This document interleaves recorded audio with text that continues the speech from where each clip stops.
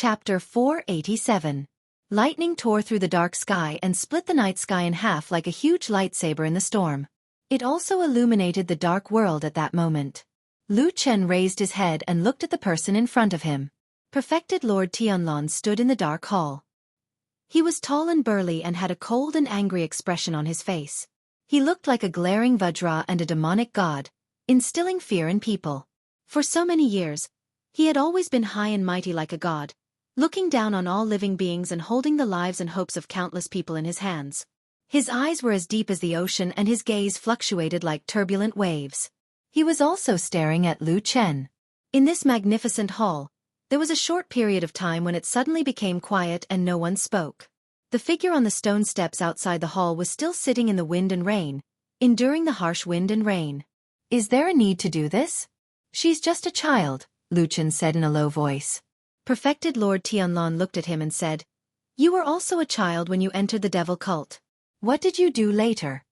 Lu Chen's expression changed and he said, "She's still young and can't be compared to me. Back then I was taught by you. She won't be so ruthless." "Who was the one who repeatedly tortured the captive of the devil cult these few days?" Perfected Lord Tianlong interrupted him and said with some mockery, "That method is much stronger than when you were at this age, right?" "She hates me and you." Perfected Lord Tianlong looked at Lu Chen and said calmly, "Go and kill her." "Me? Why? You can't do it?" "But she's a disciple of Kunlun after all. Moreover, she's a rare 5-pillar talent. I can't." "She's Bai Chen's last disciple." Perfected Lord Tianlong interrupted him. Lu Chen immediately stopped talking. After a while he sighed and said, "At the end of the day, this is the reason why she should die." Perfected Lord Tianlong looked at him with a deep gaze. "Is this reason enough?" Lu Chen fell silent. After a while he said in a low voice, "Enough. Why must I kill her myself?" The moment Lu Chen stepped out of the main hall of Kunlun, his conversation with Perfected Lord Tianlong was still echoing in his mind. Even at that moment, even if he did not turn around, he could still feel the pair of cold eyes staring at his back. "You are my successor. If you don't do this, who will?" He knew that Baldy had always been paranoid. He knew that Baldy loved to play with people's hearts. He knew that this person was probably the most terrifying madman in the world. He also knew that, based on past experience, Baldy had almost never been wrong. A madman who almost never makes a mistake. "Pa!" Lu Chen walked out of the eaves of the main hall and into the storm. His feet stepped into a puddle on the ground. Sparkling water droplets flew into the air and transformed into a strange glow in the air. The girl sitting on the steps trembled slightly as if she had sensed something. However, she did not turn around. She hugged her body tightly as if a bone-chilling cold was piercing through her body. She looked delicate and pitiful, like a delicate spring flower about to wither in the wind and rain. In the blink of an eye, the wind and rain had drenched Lu Chen's body, but he did not seem to feel it at all. In the dark hall behind him, there was a tall and burly figure standing by the door, looking at his back indifferently. His figure seemed to have merged with the night, turning into the omnipresent night sky that surrounded the two people in the wind and rain. Lu Chen walked over step by step. At some point, a black dagger had appeared in his right hand. Every step he took was accompanied by wind, rain, and splashes of water. In the pouring rain, a strange power seemed to be slowly rising in the dark night, forcing the curtain of water aside and opening up a path that led straight to that weak and helpless figure. White Lotus finally stood up and slowly turned around. She looked at the expressionless Lu Chen walking over, and also saw the black dagger in his hand. Her face was covered with rainwater droplets. She looked somewhat miserable and haggard, as if she had finally fallen into despair. Then in a helpless voice she said to Lu Chen, "Why? Did I not do well enough?" Lu Chen stopped in front of her and looked into her eyes. After a while he said, "Sometimes in this world, there are those unreasonable things that happen." White Lotus sorrowfully looked at him and mournfully said, "But I still want to live." Lu Chen said, "But he wants you to die." White Lotus stared at him, as if using all her heart and hope, and said in a low voice, "Save me, can you?" Lu Chen's gaze seemed to dim for a moment, as if thinking of something from the past, or perhaps feeling something. But after a moment he still opened his mouth and said, "I can't save you." He raised his hand, holding the dagger, and then stabbed out. The black dagger pierced through the curtain of rain and water. At that moment, the world seemed to suddenly slow down, and perfectly round water droplets shot out in all directions. White Lotus's despairing and terrified gaze, the cold rain falling on her face like flying teardrops, and behind Lu Chen, countless black shadows suddenly appeared, like ghosts suddenly appearing in the darkness, wildly shouting. There was also a bolt of lightning that suddenly struck down from the sky. In the depths of the wind and rain, there was a tall and dark figure. He stared at her from afar.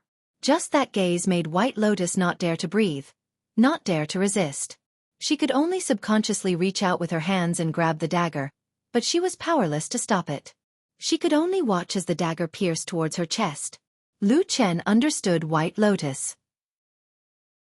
He knew that this young girl looked pure and innocent, but in reality, she had a viciousness and strength that could not be underestimated. But in the next moment, he was shocked. White Lotus's almost powerless reaction caught him off guard. That dagger pierced straight into her chest. The wind and rain soaked the young girl's clothes, and drops of water fell from her cheeks. Her hands grabbed the black dagger, and then dark red blood flowed from her palms, slowly dripping down along the blade. The black dagger pierced through her clothes and into her chest. Enough! Suddenly, a voice came from the hall, like a clap of thunder echoing in the dark night. Lu Chen's expression changed. With a low groan, he lowered his wrist and bent his body. With a light shout, the dagger was pulled back with a spray of blood. White Lotus's body was on the verge of collapse. Lu Chen hugged her, and suddenly looked back, only to see that in the distant hall, the tall and sturdy figure had already turned around. He seemed to casually wave his hand, and as he walked, he said, "Spare her life." Before he finished speaking, his figure had already disappeared into the darkness. There was no reason, no explanation. Lu Chen stared blankly in that direction, and suddenly lowered his head, only to see that White Lotus's chest already had a wound, and blood was gushing out. The young girl's face was as pale as paper, and she was already unconscious. He roared angrily, and with a wave of his hand, the black dagger disappeared in an instant. When his hand reached out from his bosom, there was already a jade bottle. With a crack, Lu Chen directly crushed the bottle with the red plum pattern, and then stuffed an elixir into White Lotus's mouth. Then, he carried White Lotus and rushed down the mountain. In the wind and rain, the great hall stood majestically. On the lotus throne, true Lord Tianlan sat like a demon god, his expression solemn as he gazed into the distance. After an unknown period of time, he slowly nodded, a trace of satisfaction on his face. Chapter 488. Boom! Another clap of thunder exploded in the sky. There was no one in front of or behind the great hall. There was only the seemingly endless wind and rain beating against their faces, and further away, there seemed to be a boundless sea of darkness. Lu Chen followed the mountain path down the mountain, but just as he passed the Fuyunji Great Hall ahead, he suddenly stopped, looked down at White Lotus in his arms. Under the lightning that flashed across the sky, the ice-cold raindrops slapped against White Lotus's face, making her face pale like paper, without the slightest trace of blood.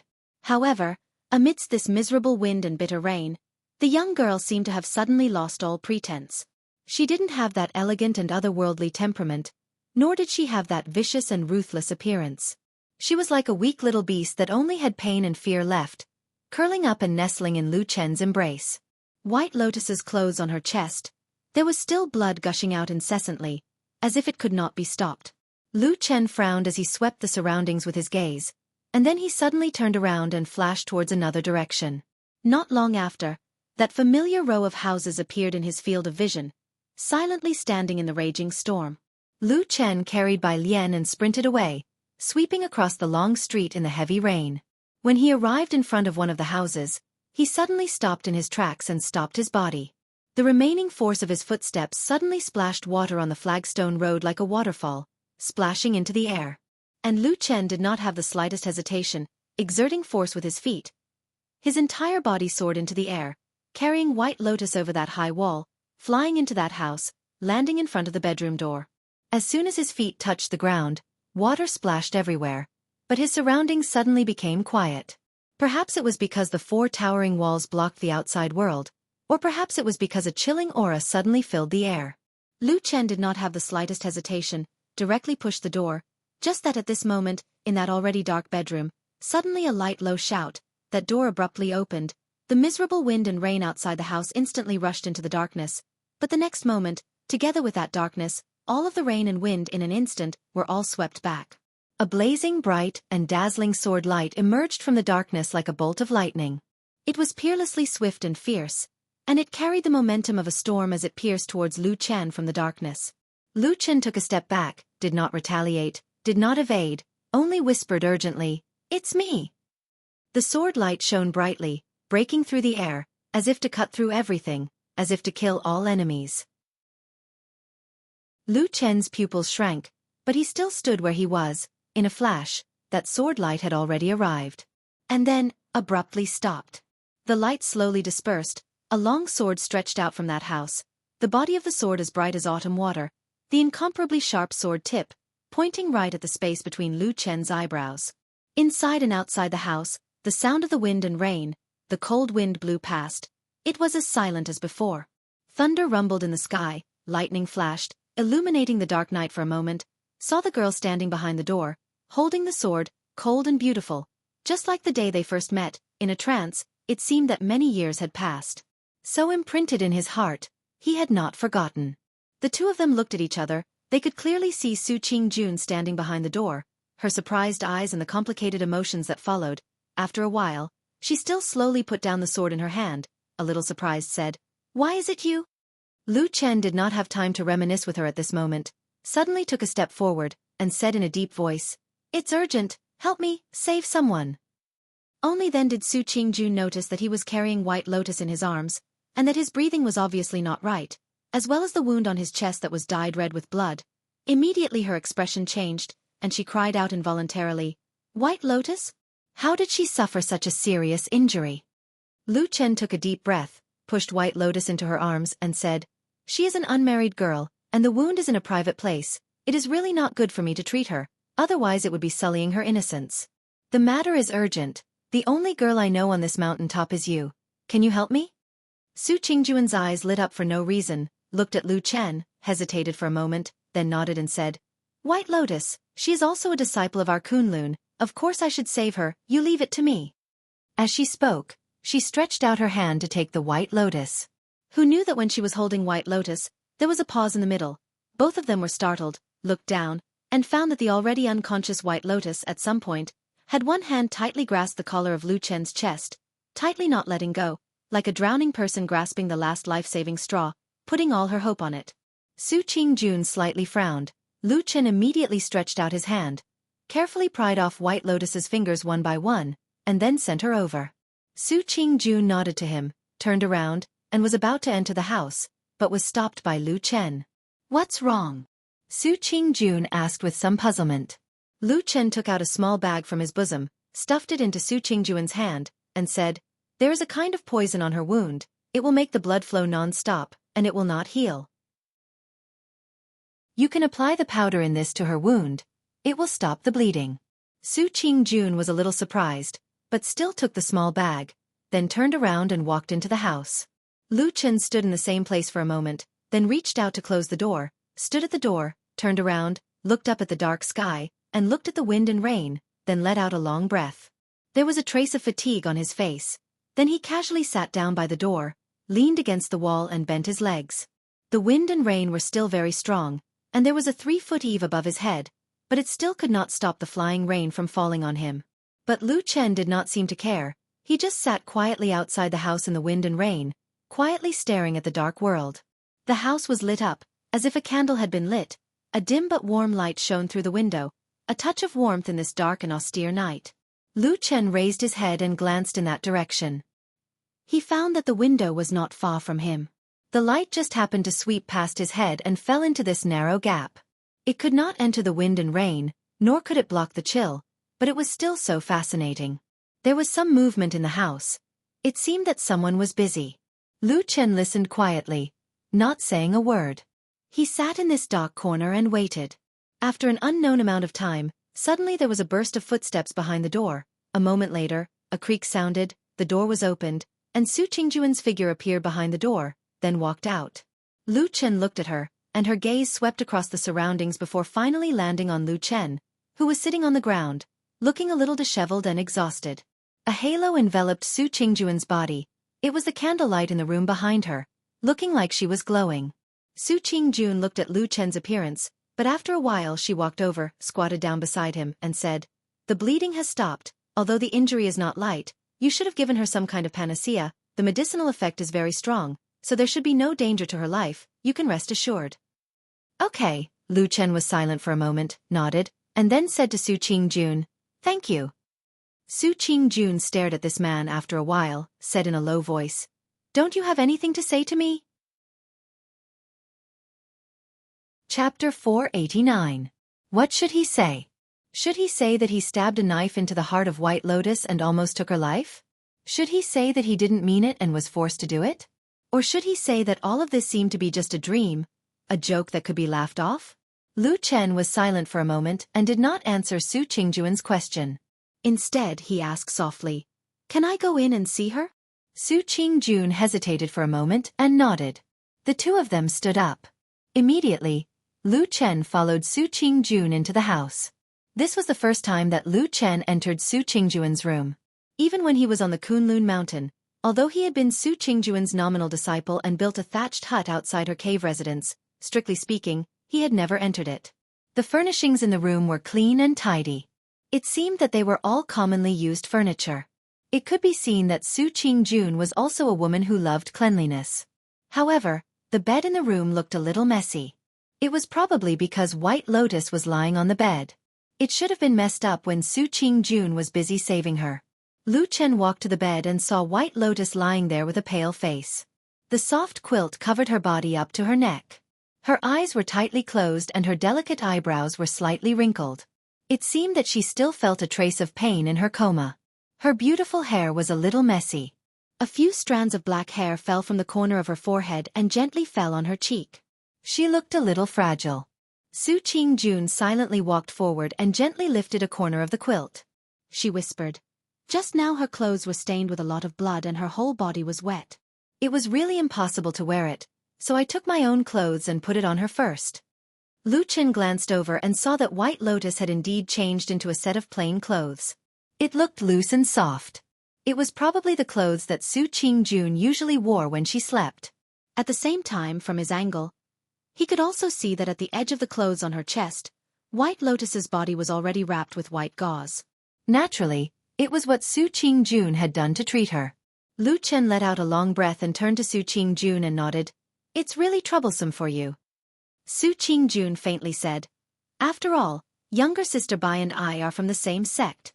Moreover, in terms of seniority, she is probably my teacher. So it is reasonable for me to save her. Moreover." She looked down at the wounds on White Lotus's body and then gently covered her with the quilt. She said, "White Lotus is after all still a girl. It is indeed inappropriate for a man like you to treat her." Lu Chen nodded and said, "It's good that you understand me." But Su Qingjun suddenly turned around and stared at Lu Chen. The emotions in her eyes seemed a little strange. Lu Chen's heart couldn't help but thump when she looked at him like that. Thinking about it, he didn't seem to have done anything shameful. He was a little stunned and said, "Why are you looking at me like that?" Su Qingjun stared at him for a moment. For some reason, her cheeks first blushed slightly. Then it returned to normal. She looked at Lu Chen and said, "I thought of something and I don't understand." Lu Chen said, "What's the matter?" Su Qingjun glanced at the unconscious White Lotus on the bed and said, "She was injured and unconscious. You adhered to the boundaries between men and women and sent her all the way to me. But that year on the Kunlun mountain, that time when I returned injured late at night, why didn't you do this?" But, speaking till the end, her cheeks slightly blushed again and she didn't continue. But Lu Chen already understood what she meant. This time he was a little speechless and didn't know what to say.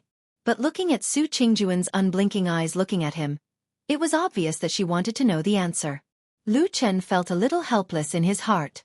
After hesitating for a moment, he still sighed and said, "That year's matter, this. Actually at that time when you went out, you more or less violated the curfew of the Kunlun party. This matter can't be publicized and I also didn't dare to alarm others." And, hearing Lu Chen's words, Su Qingjun nodded slightly.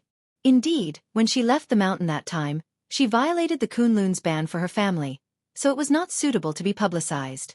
But when she heard the last two words and saw that Lu Chen wanted to say something, she couldn't help but ask again, "And what?" Lu Chen thought for a moment and finally said honestly, "And when I was on the Kunlun mountain, I didn't know any other women I was familiar with. The only one I was close to was Yi Tuan. But she lived too far away. Distant water could not quench present thirst. Now it's different. You live close, and you are a woman I know, familiar with. Plus, White Lotus is a girl, so I hurried to send her over. It's all thanks to you." Looking at Lu Chen's solemn last words, Su Qingjuan's heart warmed for no reason. Then, she felt an inexplicable sense of loss. She sighed softly and said faintly, "Anyway, I'm not as good as her. You were worried about her reputation, but you didn't have to worry about mine. When she was injured, you ran to her in the rain and fed her rare elixirs. Oh, that's right, when I was injured, you gave me the elixirs that you wanted from me. They were my own, right?" Lu Chen was dumbfounded and speechless for a moment. How could something so long ago be brought up again? But these words sounded a little awkward. But when he looked at Su Qingjuan's cold and calm face, he felt suffocated again. He could only say softly, "How can she be compared to you? Don't think too much." Su Qingjun glanced at him and said, "She can't be compared to me?" Lu Chen nodded and sighed, "You're such a smart woman, how can you not understand what I mean?" The light in Su Qingjuan's eyes seemed to flash for a moment, but then she restrained herself. The corners of her mouth slightly pursed, as if she wanted to scold him, but she quickly restrained herself. In the end, she just rolled her eyes at him and said, "You're full of empty words. Who knows which is true and which is false?" Lu Chen smiled and didn't argue. For so many years as a shadow, he had indeed lived the kind of life that Su Qingjun had just described. Sometimes, even he couldn't tell the difference between true and false, let alone others. However, Su Qingjun didn't continue on this topic. Instead, after a moment of silence, her expression suddenly became serious. She looked at Lu Chen and said, "Okay, let's not talk about this for now. Tell me first, on this celestial dragon mountain, how did White Lotus suffer such a serious injury?" Lu Chen became silent. Su Qingjun waited for a moment and asked again, "Also, when you brought her here just now, you really didn't turn over her clothes and wound. Then I'm curious, how did you know that her wound was poisoned and caused her to bleed non-stop? You have to know, when I was treating her just now, I couldn't recognize what kind of poison it was. Instead, you even took out an antidote that could detoxify it." She stared at Lu Chen with a trace of coldness on her face and said, "Why is that? What is your relationship with the person who injured her?" Lu Chen was silent for a moment, then he smiled bitterly and said, "Okay, you're right, the person who injured her is me." Rumble. In the dark sky outside the house, there was a sudden clap of thunder. A gust of cold wind suddenly blew open the unlatched door and rushed into the house. The lit candle shook violently a few times and actually went out in an instant. The room was immediately plunged into darkness, and there were gusts of cold wind. It was also at this time, suddenly, Lu Chen and Su Qingjun almost at the same time, turned their heads to look outside the room. Outside the open and shaking door, there seemed to be only a vast and boundless darkness in the cold wind and rain. Chapter 490. The night was as deep as the sea. In the endless darkness, there seemed to be a pair of pitch-black eyes staring at the only remaining warm place in the darkness of the night. But in the bitter wind and rain, besides the sound of the wind and the cold powder of the rain that came with the wind, there was nothing unusual. Lu Chen turned his head and looked at Su Qingjun. Su Qingjun hesitated for a moment and then shook her head slightly. Lu Chen frowned and then walked over. Holding the door frame, he looked at the darkness outside and slowly closed the door. A dim yellow light lit up behind him. He turned his head and saw that Su Qingjun had relit the candle. The candlelight shone on her beautiful face, reflecting a strange and gentle halo. She looked up at Lu Chen and calmly said, "You still haven't answered the question I just asked you." "It's me." Lu Chen took a deep breath and said, "I hurt her." Su Qingjuan's eyes were slightly cold, but she didn't show too much shock. It seemed that she had more or less guessed before. At this moment, she was staring at Lu Chen. After a while she said in a low voice, "Why?" Lu Chen smiled bitterly and said, "It's a long story. Can I tell you later?" As he spoke, he saw Su Qingjuan's expression darken. He hurriedly said, "Look, I sent her here in such a hurry. No matter what, I don't look like I'm going to harm her, do I? At worst, you can wait until she wakes up and ask her. If she still has any dissatisfaction with me, then you can vent your anger at me." Su Qingjun looked at him for a moment. Her expression softened a little. Then she nodded and said, "Okay, but you sent her here and got me involved. You have to give me an explanation." Lu Chen nodded and said, "I understand. It's just that there are some things right now. It's hard to say. I'll definitely explain to you what happened today in the future." Su Qingjun nodded silently. It seemed that she had accepted Lu Chen's words. After a while, she seemed to feel a little emotional and murmured, "First it was Exin, then my family was in a mess, and now White Lotus has become like this. Lu Chen, oh Lu Chen, are all the women around you unlucky?" Lu Chen was stunned. He seemed to want to say something, but in the end, he smiled bitterly and remained silent. Su Qingjun felt a little strange.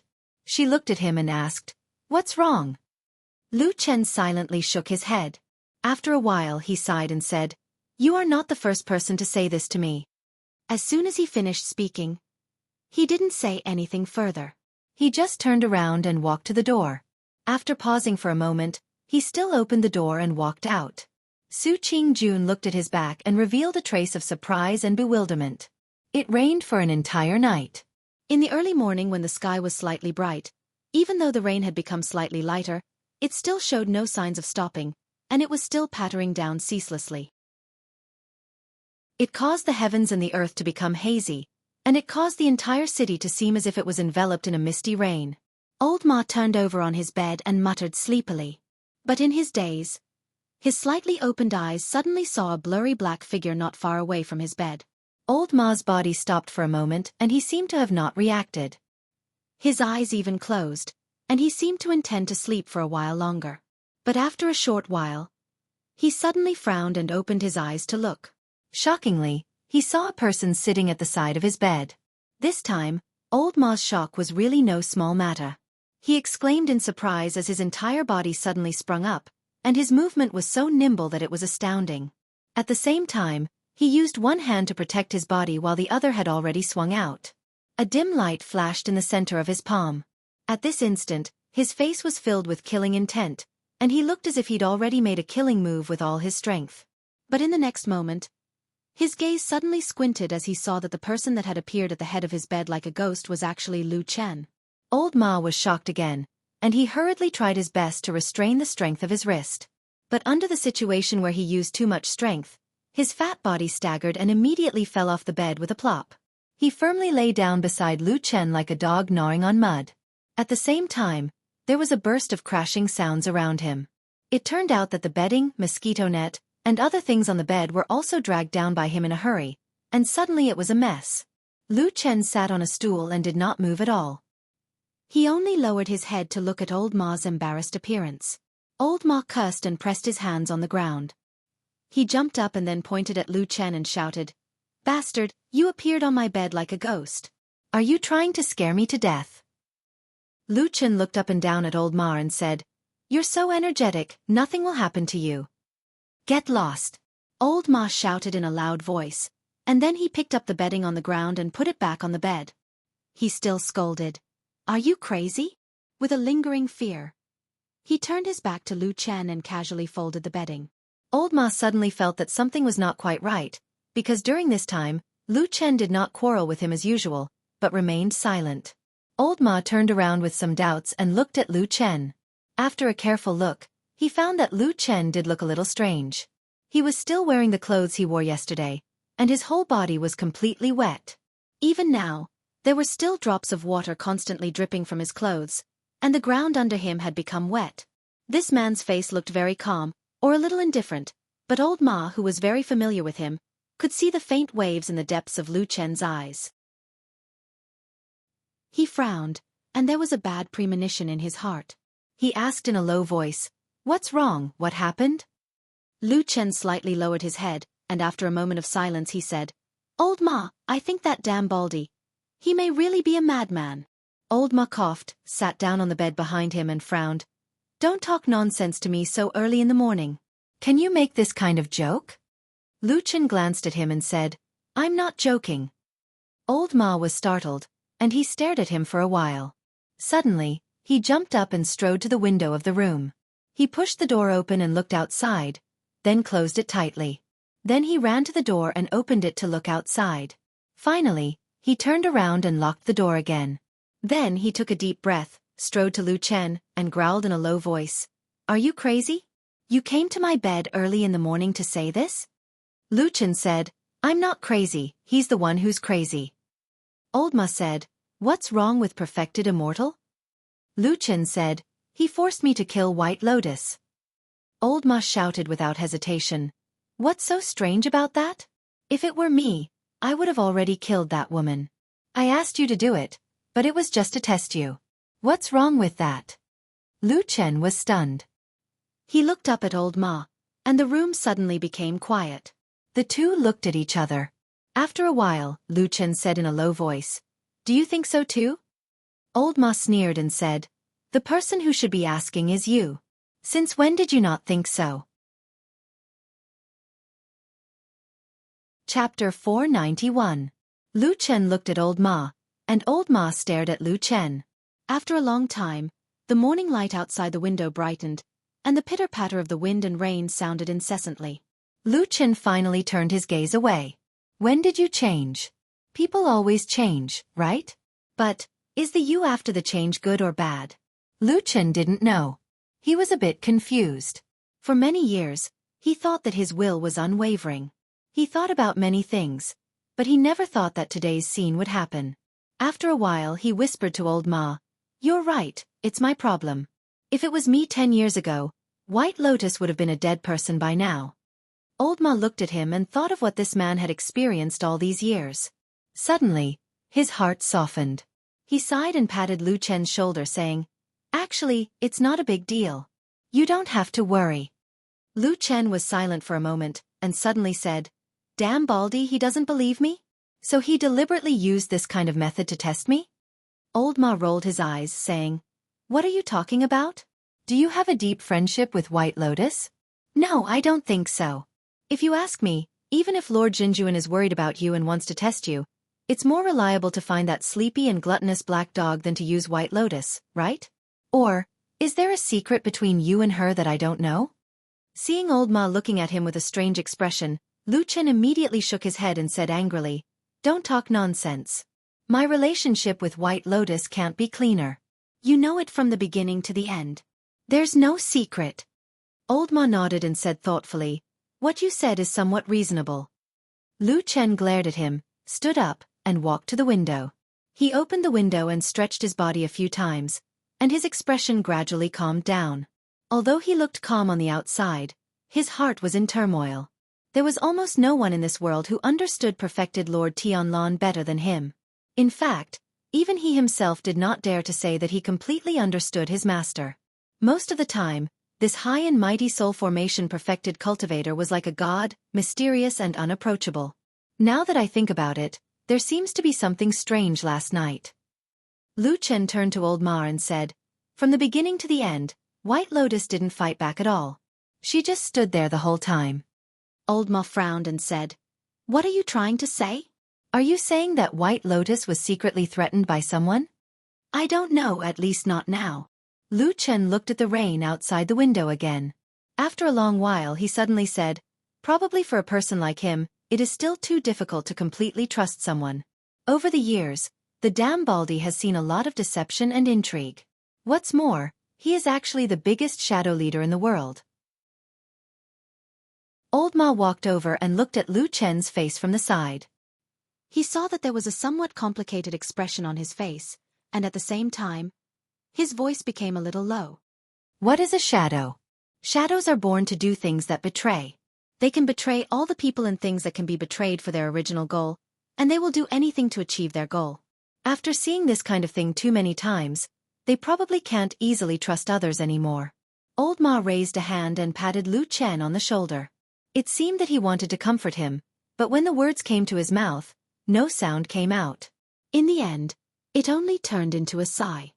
The more outstanding the shadow, the more intense their betrayal, just like me. You are different. Old Ma immediately interrupted Lu Chen's words and said in a low voice, even if outsiders don't know about your achievements, Lord Immortal will definitely remember it. He has always treated you differently from others. Otherwise, he wouldn't have accepted you as his disciple with such great fanfare and announced it to the world. Lu Chen nodded, smiled, and said, You're probably right. But if it were you, even if you view me in a different light, every time you see me, wouldn't you think that this disciple of yours once killed the master who doted on him the most and betrayed the sect that nurtured him with everything it had? Could he be thinking that this disciple of his might be a fickle person? Old Ma said with a bitter smile, Don't say that. Otherwise, no matter what, you won't be standing here. Anyway, believe me, Lord Immortal is still willing to trust you. At most, he just wants to arrange things carefully and test you more. You have to know that the old man has such a huge foundation in this life. If he can't find a completely trustworthy disciple, how can he pass on everything to you? Old Ma's palm pressed on his shoulder tightened and he whispered, Listen to me, Lu Chen. Don't be too anxious. Lord Immortal really doesn't have any bad intentions towards you. Lu Chen glanced at him, and Old Ma looked at him calmly. After a while, the expression on Lu Chen's face also relaxed. He nodded slowly and then said, I know. Old Ma breathed a sigh of relief, and the tense expression on his face also relaxed a lot. However, with his chubby face, he turned around and muttered at the same time, It's so early in the morning. Only you have so many things to do. By the way, yesterday I also asked about some clues about that matter. In fact, but I still feel a little strange. Lu Chen suddenly said, Forget about the damn Baldy. After hearing what you said just now, I also let it go. But if last night was a test for me, why was it White Lotus? Old Ma's expression slightly changed, and he said, What do you mean? Lu Chen glanced at him and said, You just said that if he really wanted to see whether I was completely obedient to him, it would be more useful to use Atsu to threaten me than White Lotus. But he just wanted to use White Lotus. Speaking of this, Lu Chen paused and then whispered, It seems to me that the damn Baldy thinks that if I make up my mind to kill White Lotus, I can prove all my innocence, and he will completely trust me in the future. But I have nothing to do with White Lotus. What secret does this woman White Lotus have on Earth? Why does the damn Baldy think that she is so important to me, even more than all the people around me? He slowly raised his head and looked at Old Ma, his eyes full of doubts. Old Ma also had some doubts on his face, but then he shook his head and said, Don't look at me like that. I am not a person who knows everything. About White Lotus, in fact, when we were in Kunlun Mountain, I have already helped you investigate once. I have told you everything I know. She is a person from a distant branch of the Bai family. Because of her natural talent, she was accepted as a disciple of Hakushin Jinkuan. She has nothing to do with you at all. Lu Chen was silent for a long time, and finally sighed. He could not think of a reason. After shaking his head, he temporarily gave up on this confusing mystery. Then, as if he thought of something, he frowned at Old Ma and said, By the way, you just said that you have found something to tell me? Chapter 492. Old Ma was stunned for a moment, then he nodded and said, Yes, I wanted to talk to you last night, but I couldn't find you. After I came back, I waited for you for a long time, but you didn't come back. Lu Chen said, I was in Kunlun at that time. What's the matter? Old Ma said, It's about the woman named Song Hui. Lu Chen's expression changed and said, What did you find? When I asked you about this a few days ago, didn't you say that no one in the Grand Chancellor still remembers this woman? Old Ma grunted and said, It's true that the Dezayuan is like this, but yesterday I asked someone to find an old man who used to work in the Dezayuan. Now he's old and has nothing to do. He lives in the Immortal City, and there's no one to take care of him. He's living in poverty. I went to find him and gave him some money. He was very happy, so he said a few more words. Lu Chen frowned and said, What did he say? Old Ma said, He said that he did remember that there was such a young woman in the Grand Chancellor, but because Song Hui didn't work in the Grand Chancellor for long, she had an accident on a business trip. In addition, this woman didn't come from a famous sect, nor did she have a famous family background, so she was quickly forgotten. As for him, he also felt that this woman died a little pitiful, and her life experience was a little similar to his, so he kept a little impression. Lu Chen nodded and said, What does he remember about Song Hui? Old Ma pondered for a moment and said, "In fact, it's what I said before. She came from an ordinary small sect and entered Xianxia by chance, but she didn't have much success. She was just an ordinary person. Of course, maybe there will be other developments in the future, but unfortunately, she passed away too early, so there's almost nothing left." This sounded a little depressing, but Lu Chen's eyes suddenly lit up and said, "Wait a minute, do you mean you know the name of that small sect?" Old Ma smiled and said with a slightly proud expression, "I've already been there." Lu Chen also said with a smile, "It seems that the sword is not old. Not bad." Old Ma looked calm and said, "That sect is called Flying Goose Sect. It occupies a few rooms in the Celestial City. Once it is connected, it will be the headquarters. There are only about a dozen people in total. Moreover, their cultivation of Dao techniques and whatnot seems to be mediocre." Lu Chen nodded. There were countless cultivators in the vast land of the Divine Prefecture, and the number of cultivation sects were as many as the hairs on an ox. Apart from those famous sects with a long history and great influence, small sects like this were actually extremely common and not strange. Therefore, he quickly asked, "Who did you go to? Did you get any information?" For some reason, Old Ma sighed softly at this time. After a while he said, "I went to ask, but it seems that all the cultivators in the Fian sect are young. They just joined the sect in the past 10 years, so they don't know Song Hui. In the end, the head is the oldest, so I have some impression of her." Lu Chen was silent for a moment and said with some emotion, "Life seems to be like a dragonfly skimming the surface of the water. There are only a few waves, but no one can remember." Old Ma glanced at him and said, "Most people in the world are like this." Lu Chen smiled bitterly and waved his hand to signal Old Ma to continue. Old Ma said, "The head said that when Song Hui was accepted into the sect, he took a fancy to her aptitude. But in fact, when Song Hui joined the sect, she was already a little old. If she was slow in building her foundation, her future achievements would not be too high. But she is a small sect, so they really don't care so much, so they took her in." The head said that when Song Hui was accepted as a disciple, her parents had already passed away. Her own life was also difficult, so Song Hui was very happy to be accepted into the Fian sect. Later on, she was also very respectful to the head. She could be regarded as a favorite disciple of the head, so he still remembers her after so many years. Lu Chen frowned and said, "What about the others? Nothing else? Isn't it the same as what the person in the Desai yard said?" Old Ma shrugged and said, "Song Hui was originally an ordinary woman. What else do you want? Oh, by the way." Old Ma suddenly seemed to think of something and said, "The head mentioned another thing. He said that Song Hui had a younger sister, and she was very young. The age difference was almost 10 or 20 years. Lu Chen raised his eyebrows and said with a slightly solemn expression, "She had a younger sister? Where is she now? What is her name?" Old Ma sighed and said with a bit of pity on his face, "I don't know.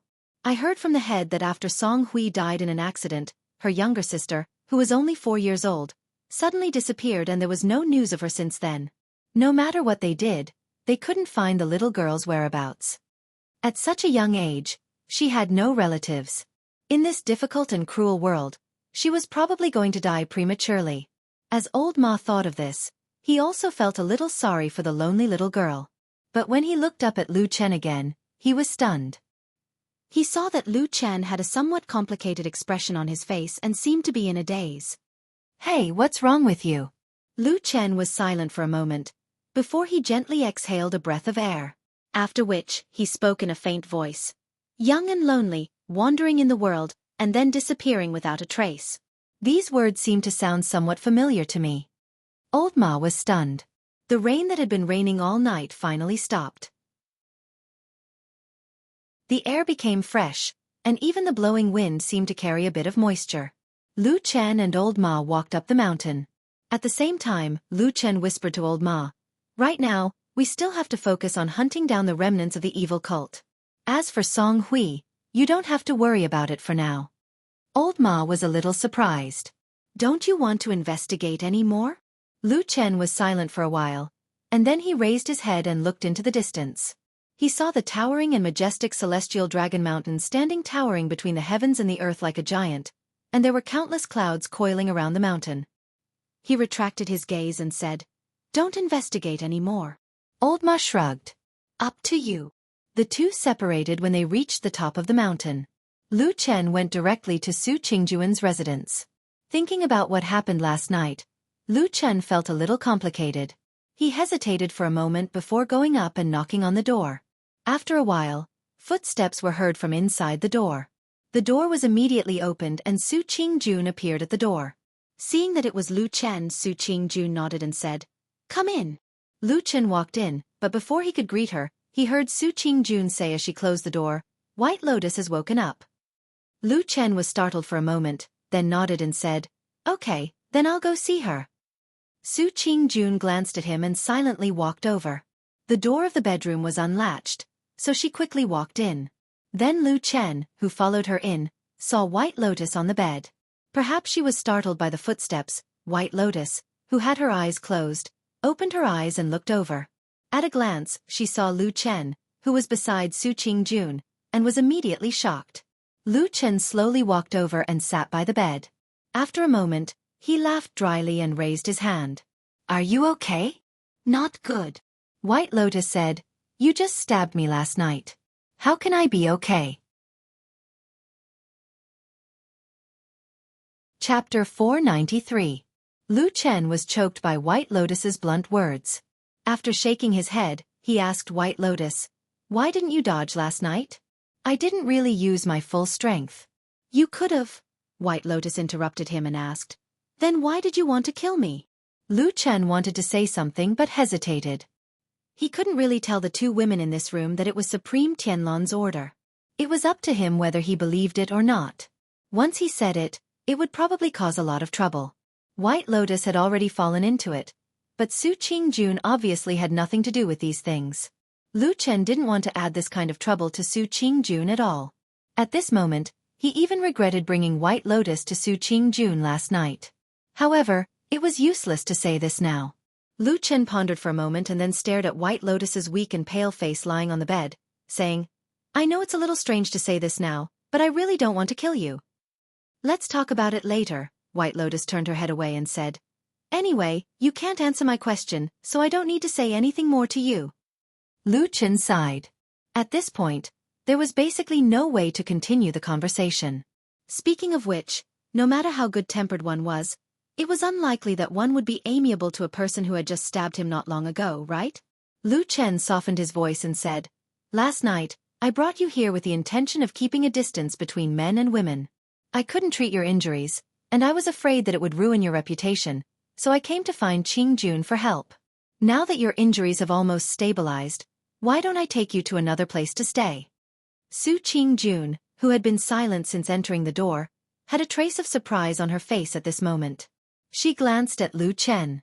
White Lotus, who was in front, said without hesitation, "I'm not going. I'm staying here and not going anywhere." Lu Chen frowned and said, "This is Qingjun's house.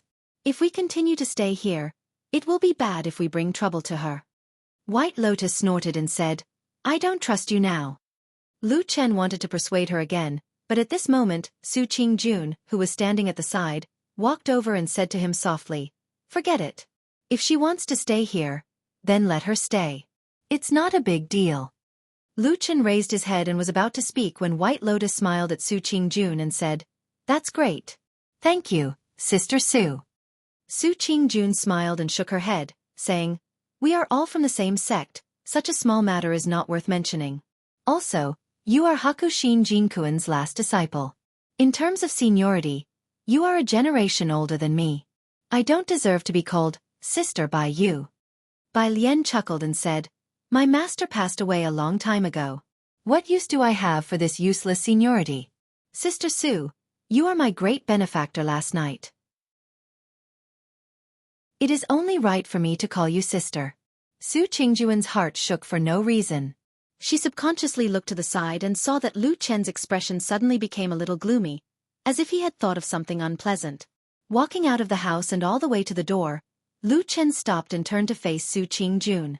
Su Qingjun also stopped beside him and looked at him with a pair of bright eyes.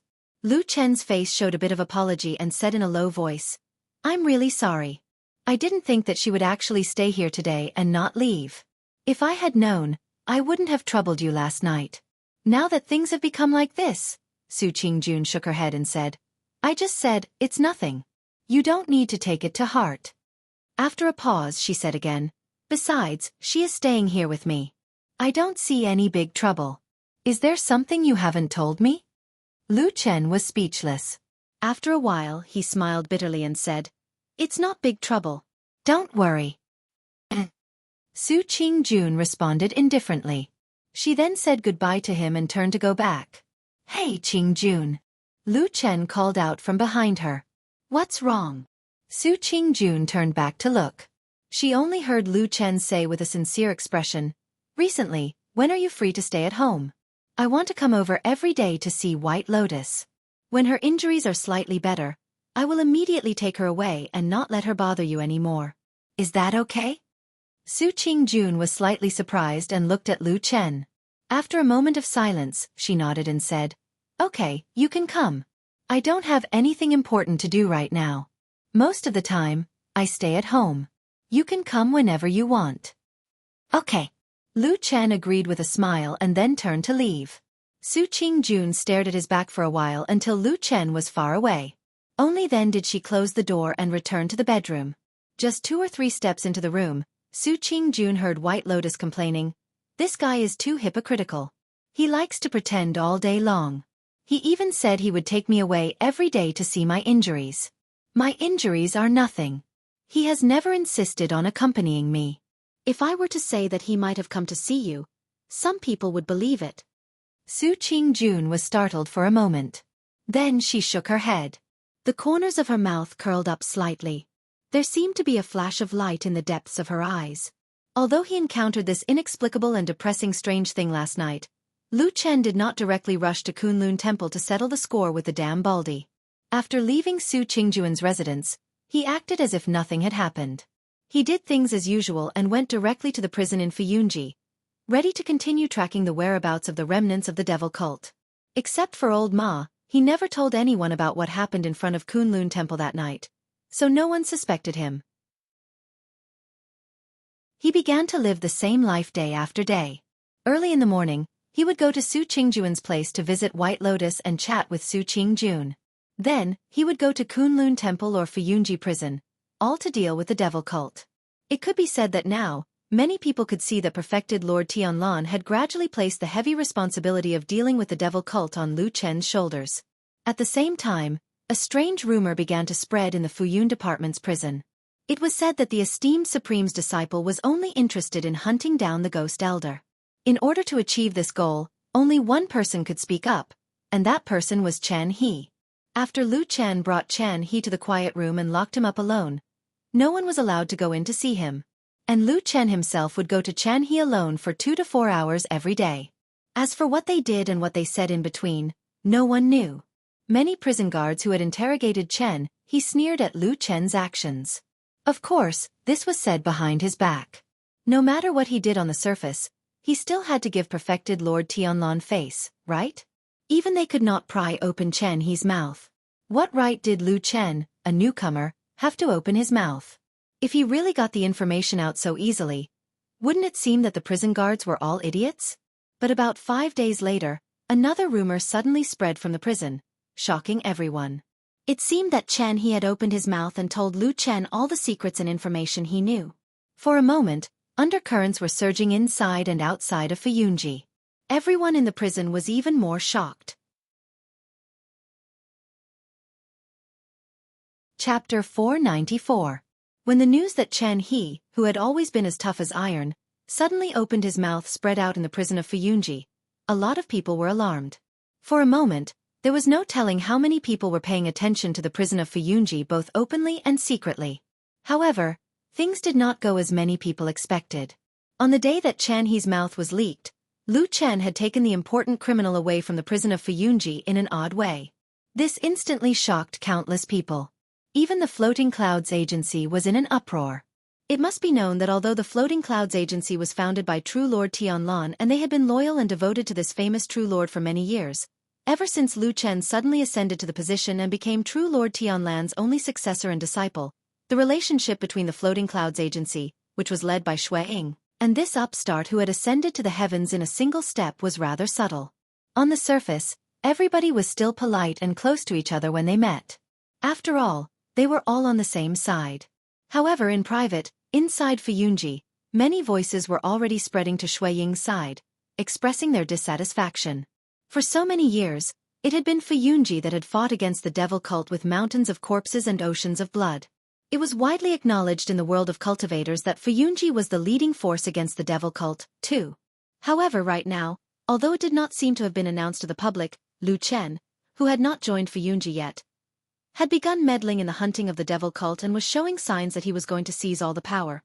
In the decade since Lord Tianlan founded Fuyunji, it had gradually developed into a powerful organization that was powerful enough to look down on the entire Xianxia Meng. With such a development, there was no telling how many people had benefited from it. Although Lu Chen looked polite on the surface, his actual actions showed that he was going to seize the fruits of benefits. Even though he was Lord Tianlan's disciple, his subordinates quickly disliked him. Of course, Lord Tianlan's position was too high and his reputation was too great. Nobody dared to say anything to him. However, Lu Chen was just an ordinary person. Who would listen to him so easily? As a result, the Floating Clouds Company quickly responded. While sending people outside to politely ask for Lu Chen's release, the Floating Clouds Company's internal leaders, led by Shui Ying, grabbed the people from the prison and scolded them harshly. Everyone said, "Have you prison guards stayed in that dark dungeon for too long? Have you all become stupid?" The safest place in the world to imprison the devil cult's evildoers was the prison in Fuyunji. How could they just let him be taken away so easily? Not to mention that he was probably the only captive who knew the whereabouts of Elder Gue. What if something happened to him if he was taken away? What if the trail was cut off and they could never catch that old tortoise again? Can you idiots who look after the prison bear this responsibility? This series of questions that came like a barrage of bullets frightened the prisoners and guards. One by one, they knelt on the ground and complained. Then, one of them boldly told the truth. He said that they had tried to stop him that day. How could they dare to let such an important criminal go? If something happened to him, would they still want to live? But what? Shui Ying and many other Fuyunji leaders asked in shock and anger. But Lu Chen, that bastard, suddenly took out Lord Tianlan's personal keepsake. And as if he knew that it was not easy to explain, he actually took out a personal order from Lord Tianlan. It clearly stated that the criminal he was to be taken away by Lu Chen. No matter how strong Fuyunji was, no matter how great their influence was, Lord Tianlan was still their sky. No matter what, they could not surpass him. Shui Ying and the others looked at each other, then ordered someone to take the personal letter and pass it around. After a while, in the silent and oppressive atmosphere, Shui Ying stood up and expressionlessly said, "It is indeed Lord Tianlan's handwriting." Then, she turned around and left. Xianxia Meng was the most powerful organization in the vast cultivation world of the Divine Continent. There were many experts and countless cultivators. What was interesting was that in such a powerful alliance, it was like a wall with holes in all directions. There were almost no secrets that could be kept. What happened in Fuyunji spread very quickly. Of course, this kind of thing was not particularly open to the public. Some people with hidden power and great abilities naturally knew about it. As for many people who were not powerful enough, they did not know about it. In the news that spread, there were some vivid descriptions that made people feel as if they were there.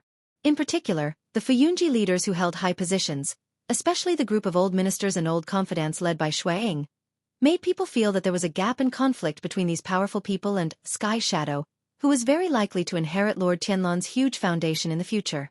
In the past few decades, this was the first time that something like this had happened under Lord Tianlan, who was at the peak of his power.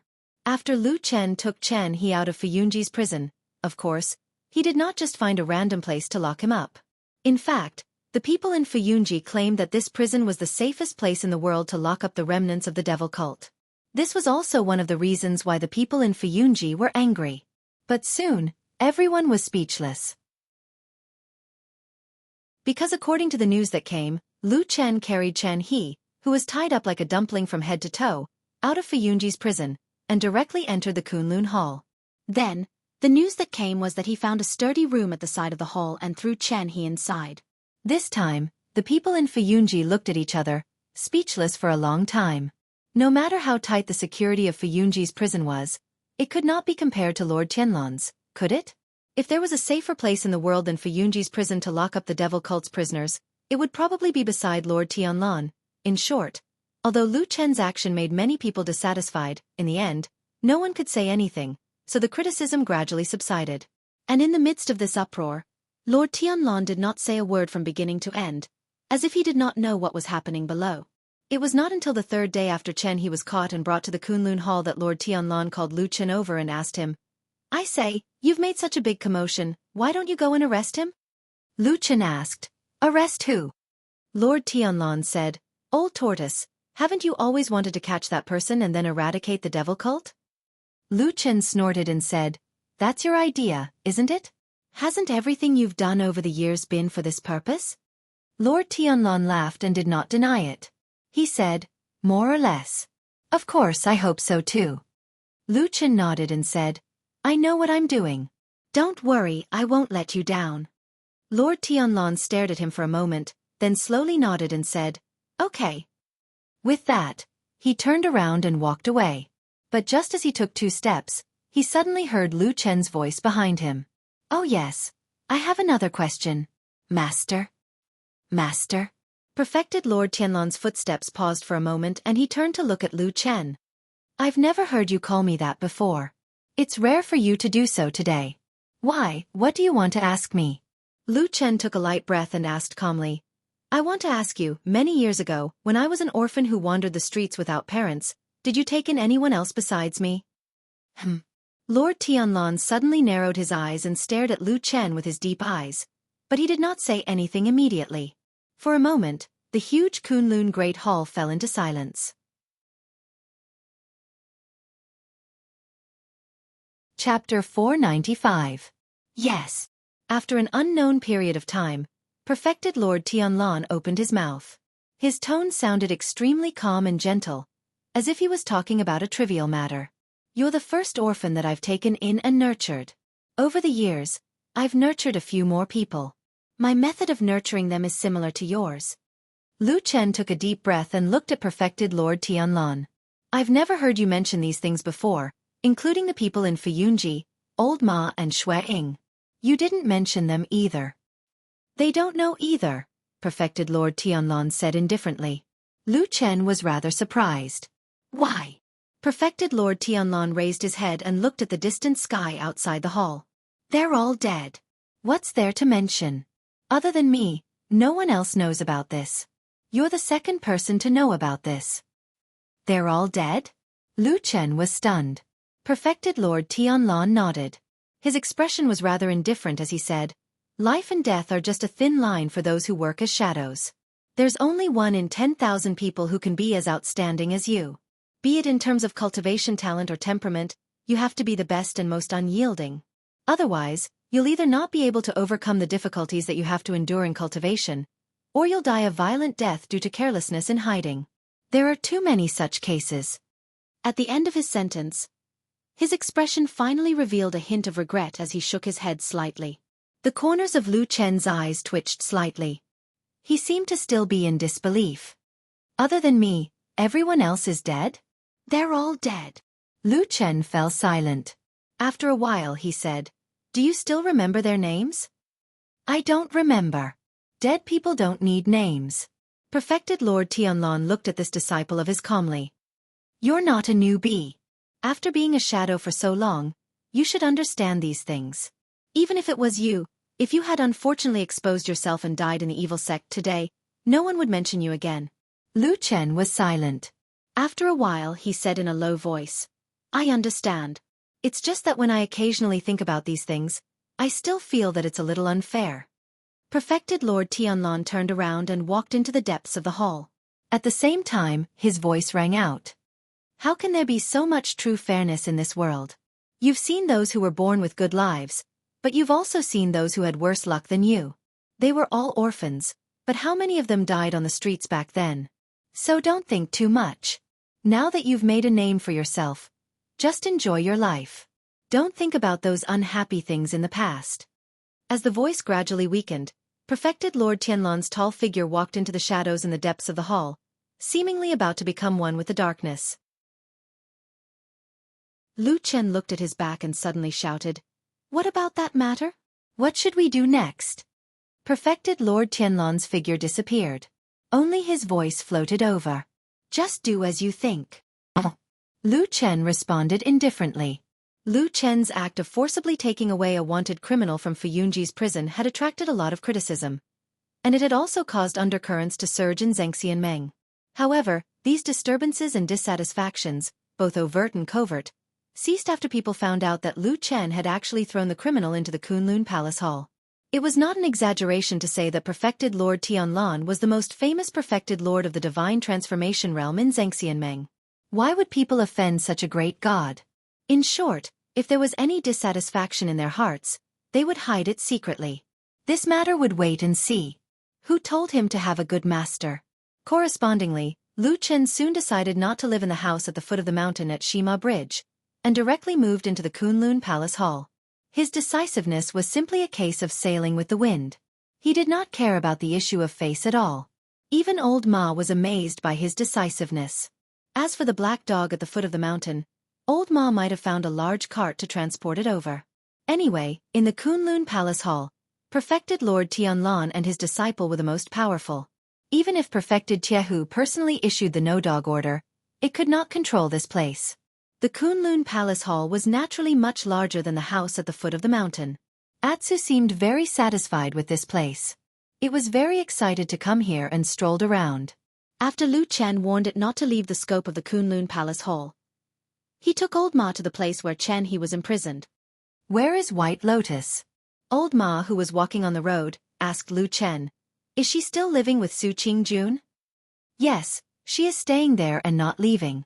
She probably found that although Su Qingjun is cold, she is actually more reliable than the two of us." "What are you talking about? I am different from you."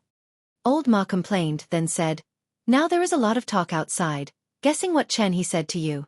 What are you going to do next?" "Wait to catch him." They arrived at the quiet room in front. Lu Chen walked over with Old Ma, pushed the door open, and walked in. At first glance, Old Ma saw Chen He, who was lying on the ground, tied up like a dumpling and unable to move at all. He was staring at Lu Chen with an angry and vicious gaze. But even his mouth was stuffed with something, so he could not make a sound. Lu Chen walked over, and Old Ma hurriedly closed the door of the quiet room behind him. Then he frowned and looked at Chen He, and said with some doubt, "Didn't he agree to cooperate with you? Why do you still look like you have a blood feud?" Lu Chen squatted down in front of Chen He, looked at him with a smile and said, "Probably except for you, everyone in the world knows that you have turned to me and my master, Lord Tianlan." After a pause, he deliberately added, "Of course, this also includes your devil cult companions." Chen He's body twisted and wriggled, looking like he was about to go mad with anger. Old Ma saw this and was suddenly shocked and said, "I say, could it be you? I was talking nonsense to the outside." Lu Chen admitted what he had done in an unusually straightforward manner, and said, "Otherwise, why would I be in such a hurry to move him from the prison to here? But Chen He, don't blame me, I am actually saving your life. Otherwise, now that the outside world is talking about you betraying your master for glory, who knows when you will suddenly die in that prison?" Old Ma looked at him with some disbelief. Fuyunji prison had been famous for many years, but such a thing had never happened before. Lu Chen pretended not to see, and seemed to have no intention of interrogating Chen He. He only said indifferently, "How is it? Have you thought it through? You are also a smart person. The current situation is that I have splashed dirty water on you, and I will continue to do so in the future more and more, until your whole body is dirty and wet, and no one in the devil cult will believe you anymore. You can't go back." Lu Chen said to him, "We have all stayed in the devil cult for more than 10 years, and know how those people treat traitors, and with this matter, even if you have a whole body full of mouths, you can't clear your name. No matter what, the people in the devil cult will not open their hearts to a suspected traitor, right? You see, you have no way out." Chen He made a weak but shrill hissing sound. His eyes were red, as if he was about to go crazy. Lu Chen did not care about this and said calmly, "You see, compared to other people who only know how to use brute force to interrogate, I am the one who truly knows what is the most important in the heart of a believer of the saint cult. Those people that you are not afraid of death to protect, actually hate you to the core, and want to grind your bones and scatter your ashes, if you still have a family. And do you? Lu Chen looked down at him and said calmly, if you do, what will happen to them, we all know in our hearts, right? He reached over and gently removed the cloth from Chen He's mouth. Chen He stared at Lu Chen, and after a while, he hissed in a low voice, shameless. Lu Chen raised his eyebrows, squinted his eyes, looked at him for a while and said, so, you really do have a family. Chapter 496. Although they had been captured and beaten by the world's righteous sects led by Xianxia and Meng for hundreds of years, accused of being evil and propagandized for many years, in the hearts of the people, they were extremely vicious and even evil like ghosts. But the people of the evil sect were after all still human. Of course they would have family and relatives. This logic couldn't be more simple. If only those who had no father or mother, lonely and destitute, could enter the evil sect, then this sect would have been completely annihilated hundreds of years ago. Back then, when Lu Chen was lurking in the devil cult as a shadow, among the core figures of the devil cult around him, there were many family and friends. For example, Master Elder Yun, who was closest to him, had a son and a daughter, and they had a very good relationship with Lu Chen. The elder brother, Yun Jian, was a good friend of Lu Chen, and the younger sister, Yun Shaoqing, grew up with Lu Chen. They had developed feelings for each other, and in the future, Elder Yun had even thought of matchmaking them. Unfortunately, in the far-reaching battle of the Barren Valley, not only did the world's righteous and demonic sects completely change, but even the fate of the insignificant individuals, everyone, came to an abrupt end on that night, and then embarked on a different path. When Lu Chen woke up from the pain of being burned by the black fire, Yun Jian and Yun Shaoqing had already died in that battle. In the chaos, even their corpses could not be found, and from then on, everyone was separated from each other. Hey! A voice suddenly sounded in his ear, and at the same time, someone pushed his shoulder. Lu Chen was shocked and turned to look, only to see old Ma frowning at him, a puzzled look on his face, and asked, "What's wrong with you?" Lu Chen was silent for a moment, then shook his head and said, "Nothing." Throwing the past memories from his mind, Lu Chen took a deep breath. The past was over. There was no medicine for regret in this world.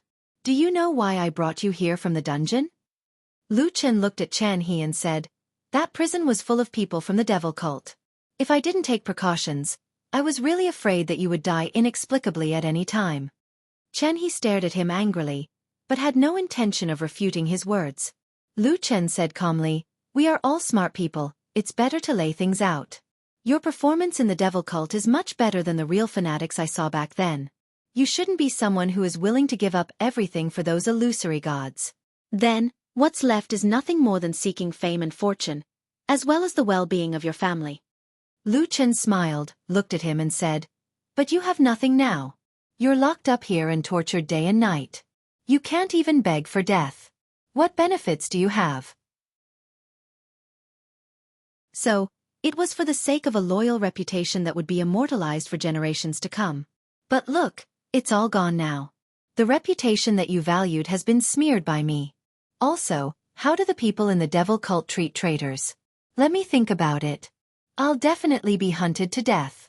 You see, I hid for more than 10 years back then. In addition, if you have a family, of course, you will vent your anger. You are an old man.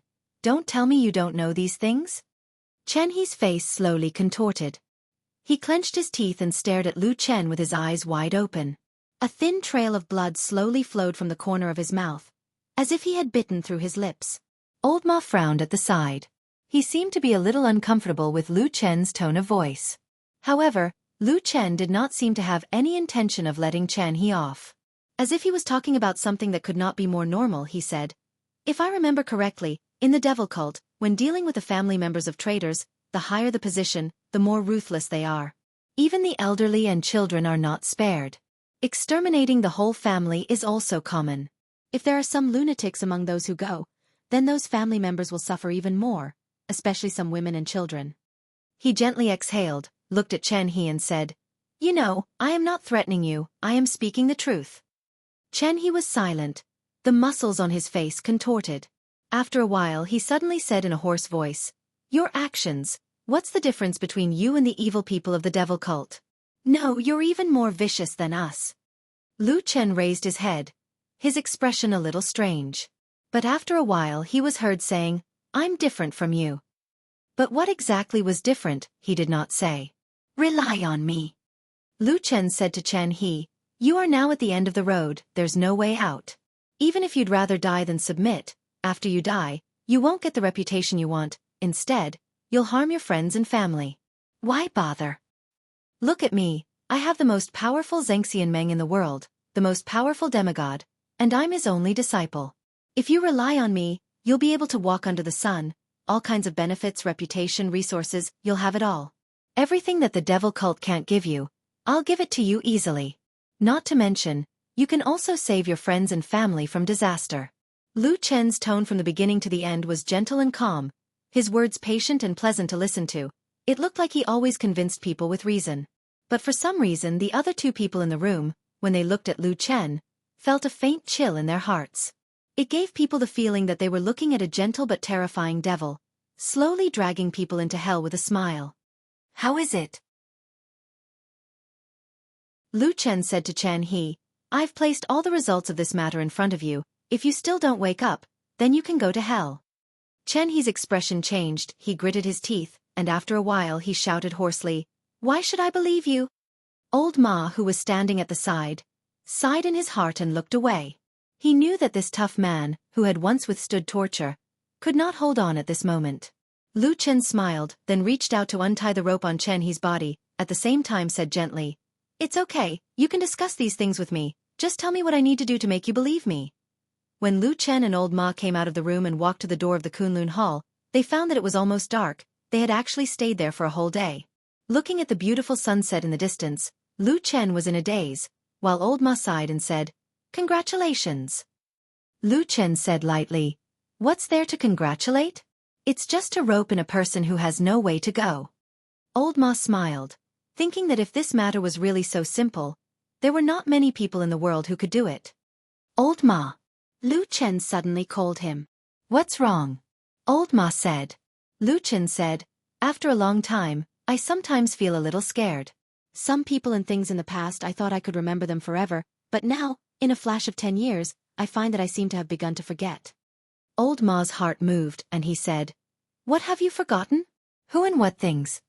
Lu Chen shook his head, his face a little blank. After a moment he said, "You go back first, I'll wait here for my master to come back, it's time to discuss the last thing with him."